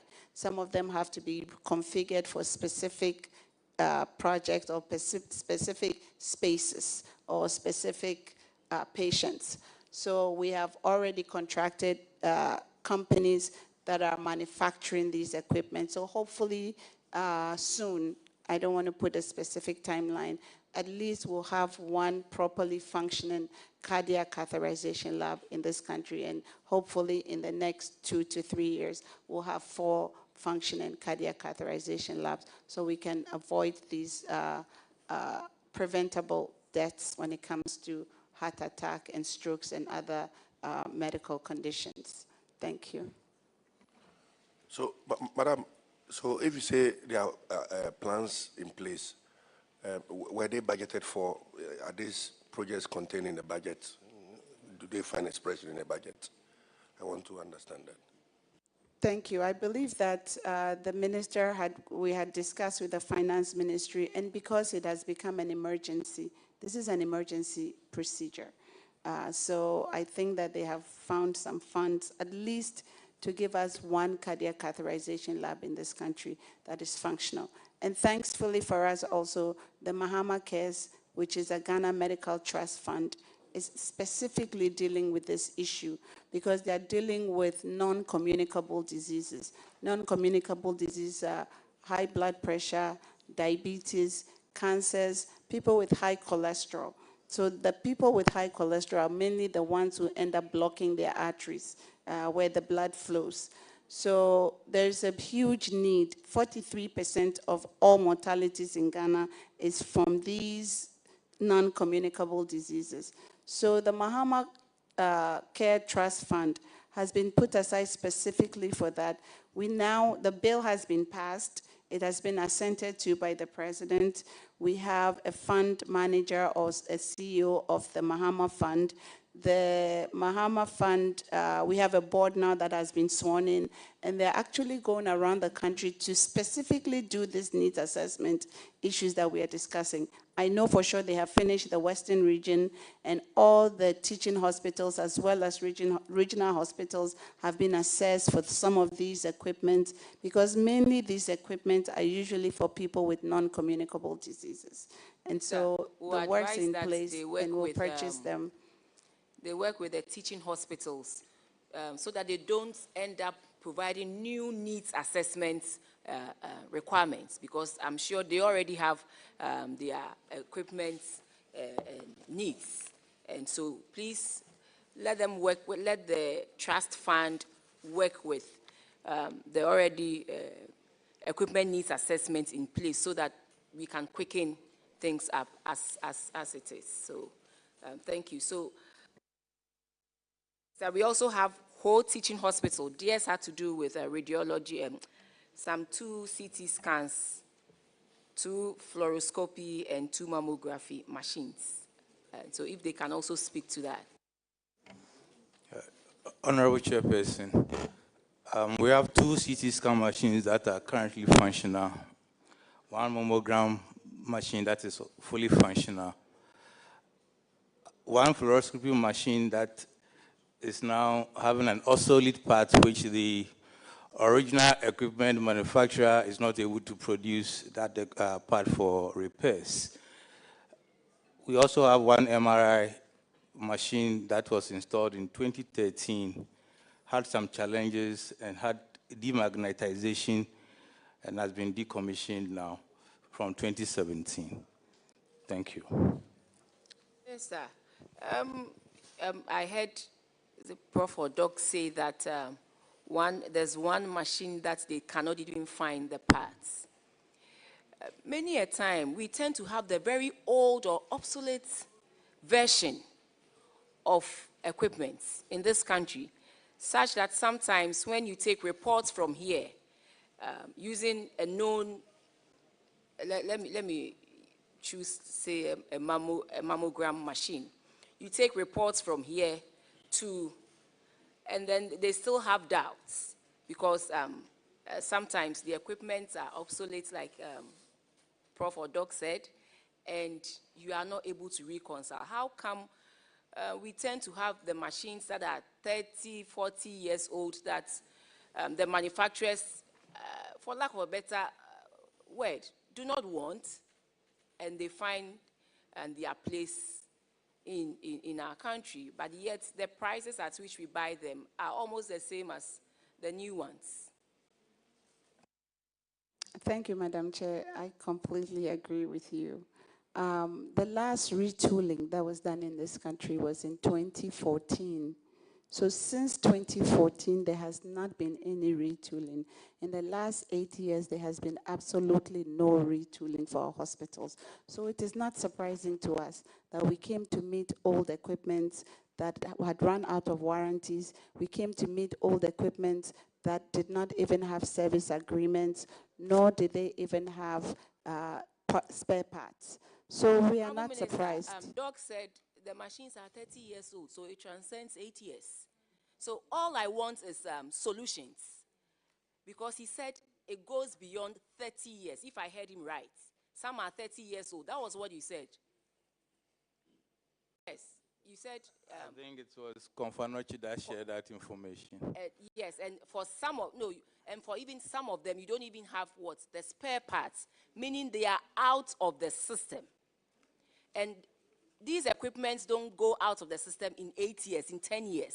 No, it takes quite some time before, at least, if you can't find the parts, meaning they've stopped producing it, they started producing about 30 or so years ago. So that is the issue here. All I'm asking is, why is it so And then you have assured us already through the Mahama Trust Care Fund that, but this is also a reality, that we tend to have obsolete equipment that goes beyond 8 years, that goes beyond 10 years, that goes beyond 15 years. So that is what I hope that we will address, that moving forward, the new machines that the trust fund is going to buy for us will be current machines, state-of-the-art machines, not machines that are 5, 6 years old already, and so we go and buy them, and in no time, when they are phasing out, it becomes difficult for us to get parts. So that if we are going to spend so much money through that fund, we should get, if we are buying it in 2025, hopefully we should get the 2025, 2024 model that will serve us for another 10, 15, 20 years before, when anything goes wrong, we don't seem to find the parts. Thank you, Madam Chair. That's precisely what I was trying to tell you, because the last retooling was in 2014. So 2014 to 2025, that is precisely the equipment they are talking about. The equipment that we are using today, equipment we procured in 2014. So before we get to where we're going, we have to know where we are today. And that where we are today is that needs assessment. We have done the needs assessment. Individual hospitals, teaching hospitals have done it. The government through Mahama Cares have done it. And we are combining the two needs assessments. Thankfully, we have decided actually as a country now to maybe the high value equipment to do a central procurement. Because once we do central procurement, I think we can also do proper standardization. We can use economics of scale. We can use pooled resources to get the equipment, the best equipment at good prices, and also to get it with good maintenance or warranties or extended warranties, and even maybe negotiate better to find companies that have in-country reps that would also be available to maintain these equipment. So we are completely on course, and soon all the retooling will take place, and most of these hospitals will get the modern 2025 versions of the equipments they need so that our people will have good health in Ghana. Thank you. Minister, there was also a query raised in respect of the fact that Korle Bu had a radiography machine, but they did not have the skilled person to use it, a radiographer. And so the machine was there, but it wasn't being used. Korle Bu, can you, well, that's according to the auditors. No, the human resource, that's the radiographers. We, just like the nurses and doctors, they are also, they are, as we speak, they are on their way out. However, we're able to employ some, and that situation has resolved. Now, at least you are utilizing yes, the equipment. Yes, please. Okay, thank you. Minister, the big thing that I find from this report is the capacity to maintain medical equipment. And part of the report says training of biomedical engineers. Biomedical engineering units do not have the required expertise to repair and constantly maintain the medical equipment in the hospitals. Though the hospital strategic plans had outlined training for their biomedical engineers, these plans were only on paper and were not implemented to build the capacity of the engineers to handle the equipment. The hospitals resorted to the use of third-party vendors in lieu of the use of the biomedical engineers who were constantly on payrolls. What is the situation of the biomedical engineers now? Thank you, Mr. Chair. When you talk about biomedical engineering, I think the larger question is our lack of maintenance culture. So biomedical engineering will fall under that. But before we get to the biomedical engineers, we need to purchase equipment that do have service agreements. We need to purchase equipment that have warranties. If not just the 1-year warranty, even maybe extended warranties. Because it is out of that we can even get proper maintenance of these equipment. Yes, we need biomedical engineering. But Mr. Chair, even with the biomedical engineering, let me give you a scenario. Let's take, for instance, that you've gone to buy a Boeing 747 aircraft. Brand new Boeing 747 2025 brand. You have a biomedical engineer who can maintain your plane. But you know that Boeing will not give you all the secrets to how to maintain the equipment all the way. Boeing will only train you to a certain extent.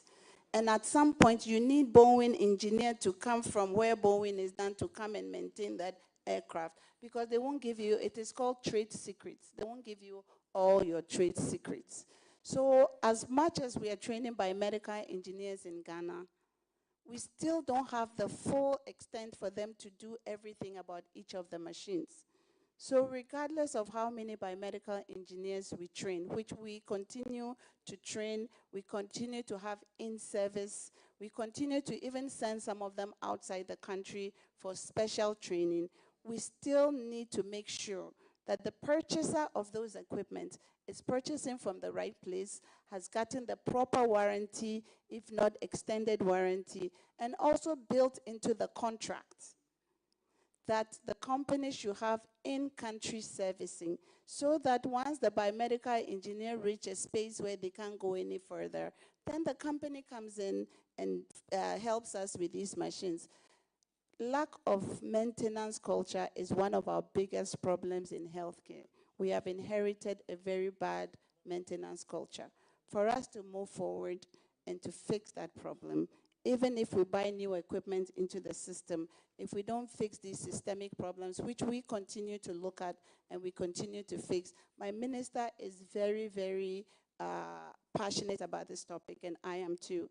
We need to get to a place where once our biomedical engineers are stuck, that there's a additional or supplemental work that can be done. And that comes from the initial procurement and the initial agreement to procure. And that is where some of the issues, inherent issues are. And we are hoping to remove those obstacles along the way as we make new procurement agreements. Thank you. But, Madam, when it comes to Ho Teaching Hospital, for example, between 2018 and 2023, 80 to 90% of the maintenance was outsourced to a third party. And we are talking about, spending 137,000, 203,000, 754,000, 574,000, 776, even 1.8 million over the period on third-party vendors for the maintenance of medical equipment. Now, these vendors, are they these maintenance people? Are they from outside the country or from Ghana? Thank you, Mr. Chair. I think the system we have inherited, if you can indulge me to explain to you a little bit further. So the ministry will procure the equipment and take it to, for instance, Ho Teaching Hospital. That's all the ministry will do. So the hospital now is required to find a vendor that will maintain that equipment, and it's individualized. So Ho will do its own vendor agreement, Confanochi will do its own vendor agreement, Kolibu will do its separate vendor agreement with individual vendors. And these vendors technically, for instance, again, Boeing 747, I bought it. It's in Ghana. The Boeing company usually has an agreement with another local company to service their equipment. Those are the vendors that the hospitals will have to go through and also sign agreements with them. What is currently happening is that each hospital is doing its own agreement. The agreements are not the same. It is different even though the equipment may be the same. Sometimes the equipment are not being the same. And that is why we have flagged as a ministry, and now we are looking at procuring from Central, which is the ministry, making sure our agreements are done properly, making sure that they have the warranties, extended warranties, and also that the companies itself will help us with maintenance so that even if we are having agreements with third-party vendors, those third-party vendors are universal throughout the system. That will build into the system proper standardization. And we can also monitor to make sure that the work that they are doing is done with best practices. Thank you. Okay, Madam, I think the concern is the number of biomedical engineers that we have in this country, and whether or not they have the conditions to be working in hospitals. I mean, we have KNUST, they continue to produce a lot of biomedical engineers. Myself, I studied lab technology, and I should be working on labs and working in the labs and all of that. But there's a challenge. And the challenge is that we have not built a culture that is able to contain these engineers. For instance, my kid brother works for Philips. He's a biomedical engineer. And what happens in the industry practice now is that they lease the equipment to the hospitals. So these equipments are leased by these giant companies, Siemens, Philips, and all of that. Then they have their engineers who on a daily basis move from hospital to hospital and ensure that the machines are maintained. So yes, we can spend a lot of money, $2 million, $3 million, go and purchase these things. And because of the thing that you said about trade secrets and all of that, these companies are unwilling to deliver to you. Why is the government of Ghana not considering leasing these machines from these giant firms so that they can come and establish their repairs or maintenance units here, and on a daily basis, so when the machine breaks down, they are not making money. If the machine is working, they are making their money. And so they will ensure that at all times, the machines are working. They are replacing parts and making sure that the machines do not become obsolete in our country. I think it's a better solution to go. Thank you, Mr. Chair.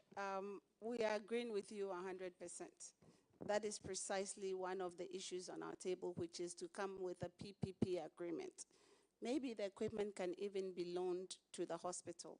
Maybe they can have some sort of a PPP agreement between the hospital, the ministry, and the hospital, so that, as you said, exactly the way you said it, that the companies themselves will bring the machines, they will maintain the machines themselves, and maybe the hospital can get a portion of it. But again, it's all about negotiation and how well we negotiate our position to make sure that our equipment are well calibrated, because the calibration is also very important. So that if I stand on a scale in Korle Bu and it says I'm 40 kilos, and I go to Komfo-Anokye and I stand on the same scale, they will also say that I'm 40 kilos. And if I go to Ho, it's 40 kilos. So that what Madam Chair said about taking a mammogram from Ghana results to another country and it's not believable, we can also build into that system the proper calibrations of the equipment. So we are agreeing with you, and we are really looking into some of those agreements and see how best they will fit. Madam, let me also bring to our attention one of the fundamental issues in the industry as we speak. And that is that the people that we employ to work on these machines, the biomedical lab persons, the lab technology persons, not even the engineers, but the personnel themselves to be administering this on the patients, they have a challenge. And the challenge is that they do not even have a proper way of being recruited into the Ghana Health Service. And I say this because a lot of my mates keep on, bringing this to my attention, that we need to raise this issue at the national stage. I think today is a perfect, just like we handle medical doctors and how we recruit them and attach that importance to them, just like we do for nurses. We need that level of attention for biomedical personnel who work in the hospitals. Usually, we have a lot of them, they are home because they don't know how to have the process of getting into the system. It's a difficult thing to do. So what can the ministry say about this? So that, I mean, our colleagues who sit at home can get employed and also add to what the doctors and nurses are doing. Thank you. Thank you, Madam Chair. On this issue of biomedical engineering, I think it's one of, for me, what I have noticed is one of our biggest problems in the health industry. Like you said, there's a lot of people at home. I've personally met with a lot of them.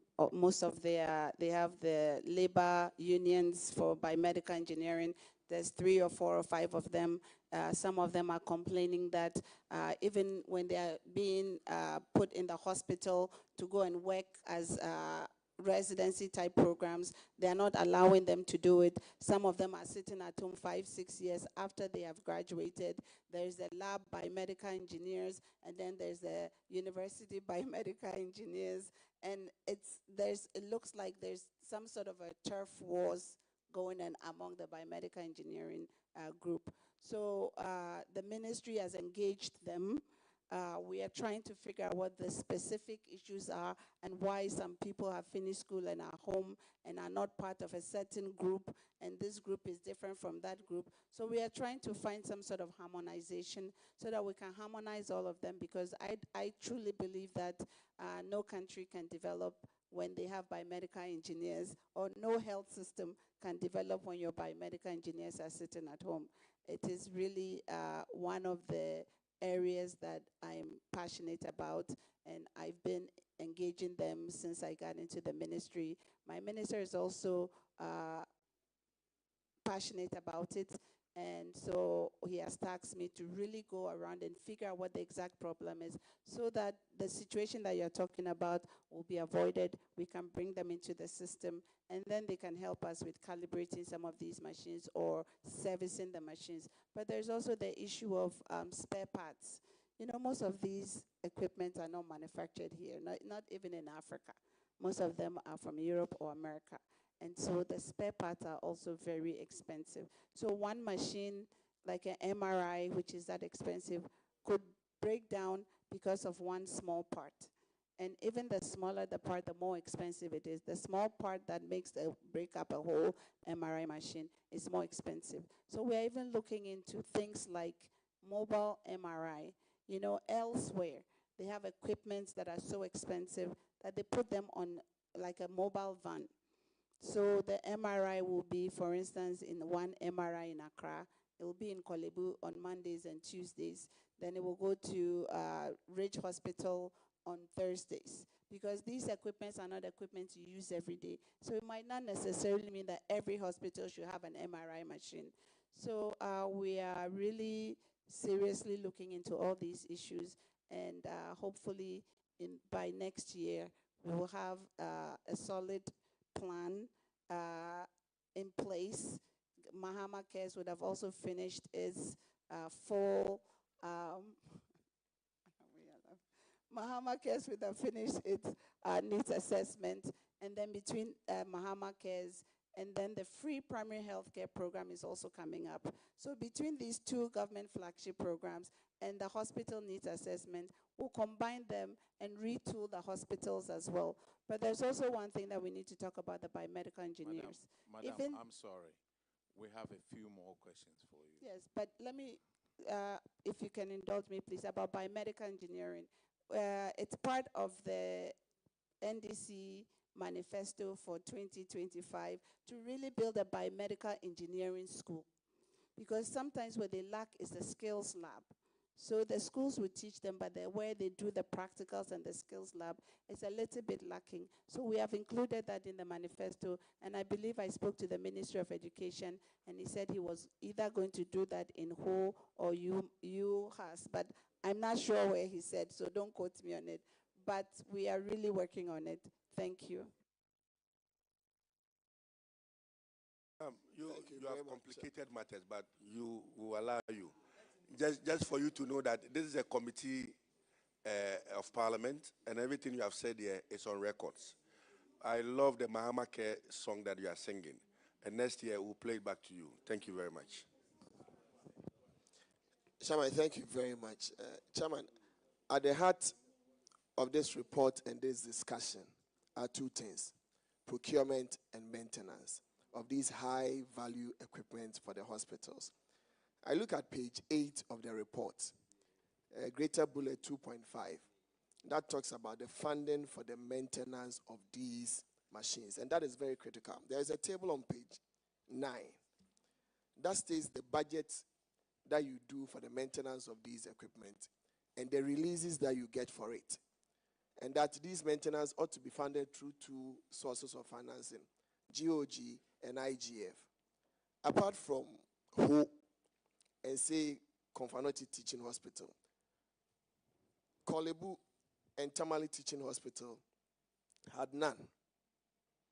It is only WHO that had excesses of releases, if I'm right, looking at the table. 500,000 they had it, 400,000 they had a release of, 600 they had, and even 1.8. For the last one of 2023, they had all the release for 1.8 million, but they only spent 446,000. That is just an outlier. But my question properly is this: if you procure all of these machines and looking at the payment structure that we have for services that are provided by these high-end machines in public hospitals, which cannot accommodate the actual funding for it, how do you expect that these hospitals, even having the greatest of biomedical engineers, be able to maintain these equipment and not come back here on the table talking about maintenance and procurement? Because that is very critical. If they are not able to recover the cost of services that they provide with these high-end machines, how do we expect them to maintain it? Looking at Korle Bu had 0.0, Konfanoche had 0, and Tamale, that one, they actually do not even have a budget for them to have a release on it. That is per the book that I have in front of me. So how do you do that? And if one of the CEOs here probably will share how they probably would be able to help in this direction before even the minister also gets in, because the releases are scary. You can purchase it for them, but how do they maintain them with 0 releases for that? And them also not being able to charge the right prices, because the people that go there, we that go there, cannot afford the actual prices. How are you going to help? Honorable Chair, thank you. As my MP rightly indicated, it's about realistic charges. If you come to Konfanoche Teaching Hospital, we will have the same equipment as a private person. But because probably from the prices approved by Parliament, we are to take X amount. We can't go beyond that X amount. Our competitor, who is just across the street, is taking 3 times the X. So they are able to recover what they spend, but we can't. And that is the issue. We have hospitals that are quasi-governments, and I won't mention names. They will go there, they'll tell you, this is the cost of the service. But because you cannot afford it, they have all the expertise. Go to Korle Bu or go to Konfanoche, knowing very well, when you come to us, we can't say you can't pay for the services. Since we are public institutions, we are bound to take it. So one appeal we will also make, I'm sure, to, I don't know which of the subcommittees of Parliament, those fixing the prices, sometimes if we can also be heard, so that each of these services will give you the realistic prices. Because if MRI is costing 3,000, 4,000, but then we are hamstringed into taking 1,000 cedis. Even before we use the service, we are in the negative, 3,000, 4,000 in the negative. Currently, the Fees and Charges Act that will allow you to amend these prices have been brought to Parliament, so you can work with your minister. But I remember very well that usually with these fees and charges, you meet all the teaching hospitals and then they make a case.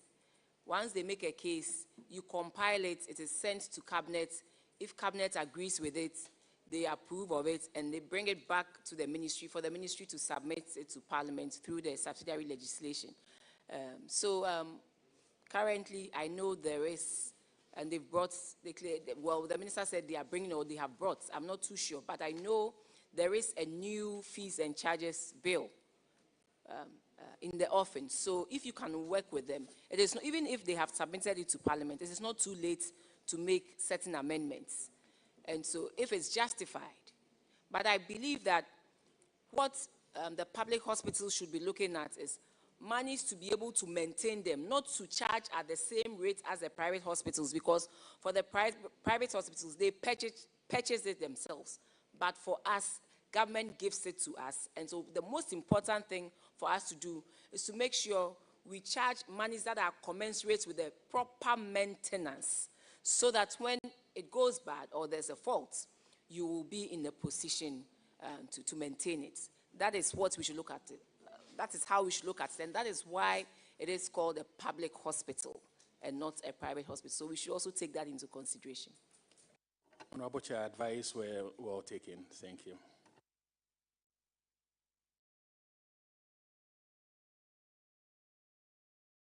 Madam, just to let you know, I just had a text message about your analogy about 747.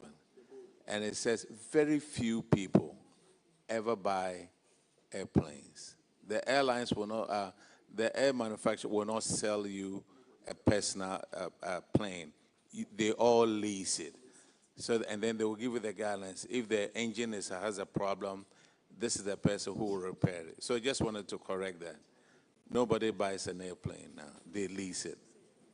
Thank you, Honorable Chair. I'm guided, but it was just an example I was using just to clarify some of these issues. Thank you. Go ahead, answer your ask. Thank you, Chairman. Chairman, on paragraph 109, I see a worrying trend here. The trend is with regard to the damage of the machines in the various health facilities. And anytime there's a breakdown of the machine, it goes with loss of revenue. So to take you back, in 2022, the CT scan machine at Tamale Teaching Hospital was down for 59 days, resulting in loss of revenue of 444,000. The X-ray machine was down for 21 days, leading to loss of revenue of 33,000. At Kolebu Teaching Hospital, in 2022, the CT scan machine was down for 243 days, resulting in loss of revenue of 1 million plus Ghana cedis. The MRI was down for 150 days, resulting in loss of revenue of 600,000 plus. Also in 2023, the mammography machine was down for 168 days, resulting in loss of revenue of 73,000 plus Ghana cedis. The MRI machine was down for 240 days, resulting in loss of revenue of 96,000, almost a million, 961, almost a million Ghana cedi. The CT scan was also down for 365 days, resulting in loss of revenue of 1,565,736.85. Cumulatively, let's sum this and look at the money this country is losing. I see a financial loss here. So who is to be held responsible? Which government?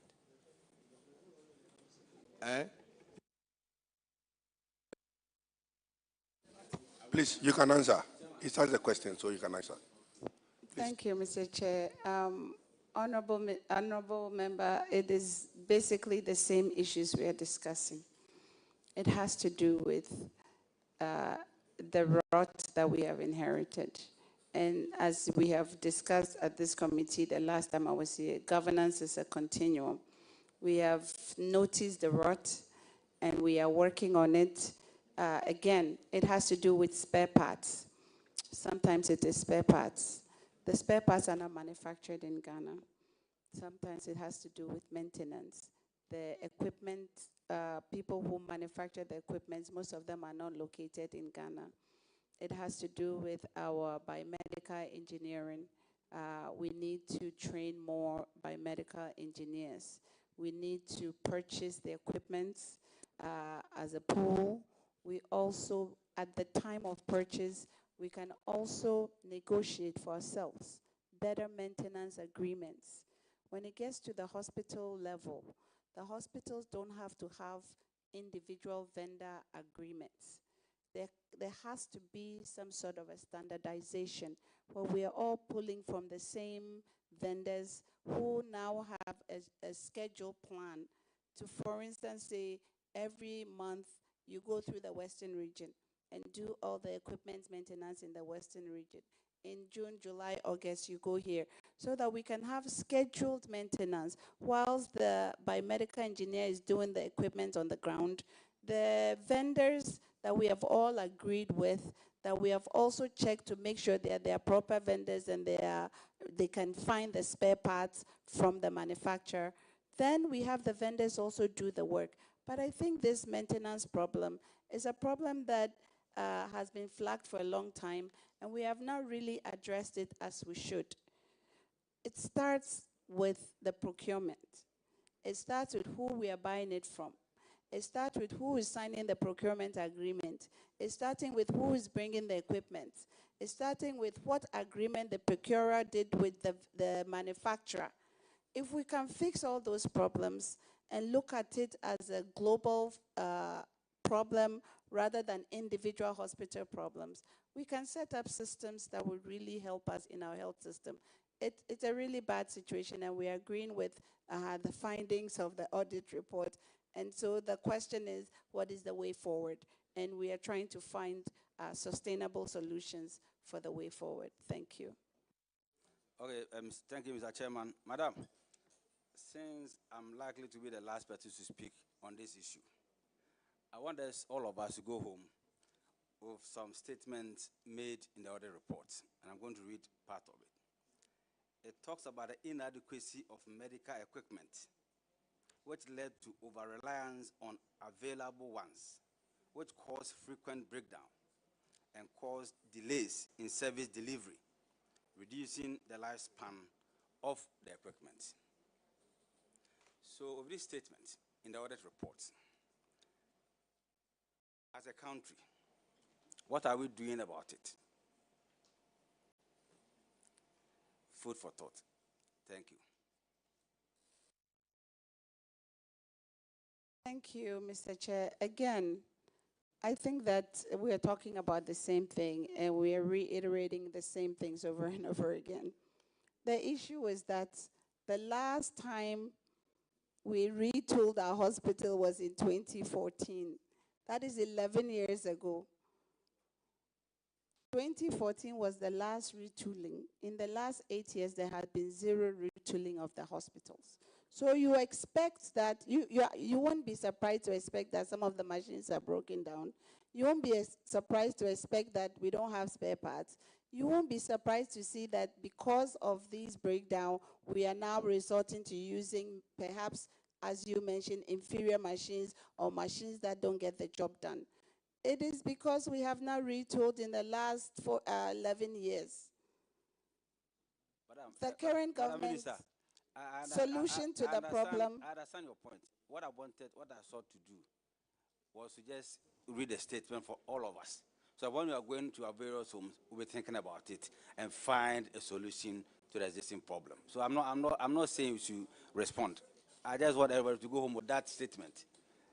All of us. Thank you. Thank you, Mr. Chair. Your point has been well taken, but we agree. Thank you. Madam, thank you very much. You and your team, you are discharged.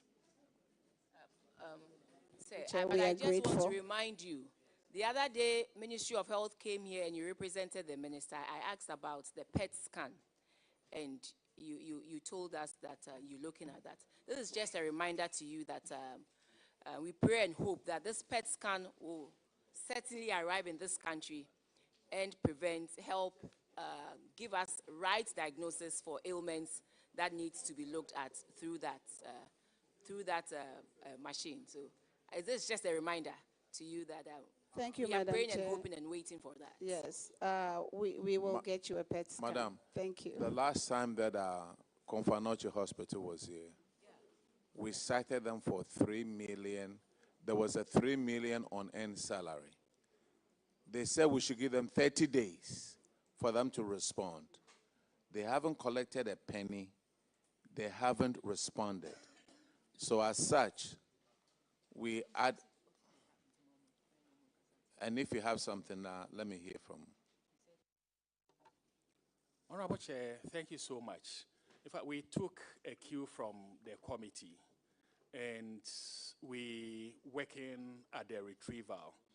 One of such persons in the report was David Bonstra, who had scholarship from 2017. Yes, so from here I called him, and he started paying. He's in Germany, and indeed, I spoke to him that if possible, we will involve the ministry by writing to the embassy. So we are taking steps to address most of these, Honorable. Of the 3 million Ghana cedis, how much has been recovered?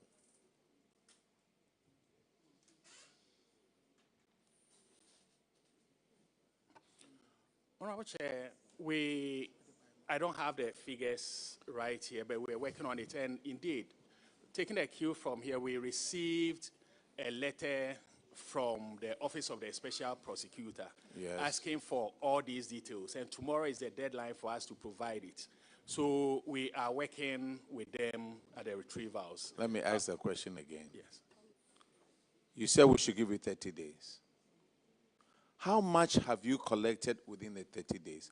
Because look, to make it easier on me, I just refer it to the Attorney General. It makes it easier on me. Because we are not playing games over here, sir. This committee has the powers of a high court. You come and sit in court, you tell us 30 days, we'll make some recoveries. 30 days is past and gone.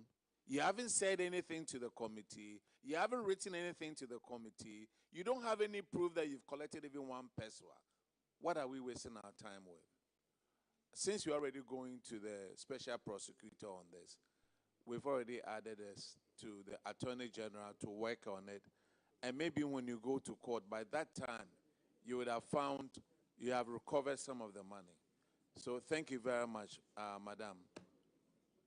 We are done. Thank you, Mr. Chair. We are grateful. You are discharged.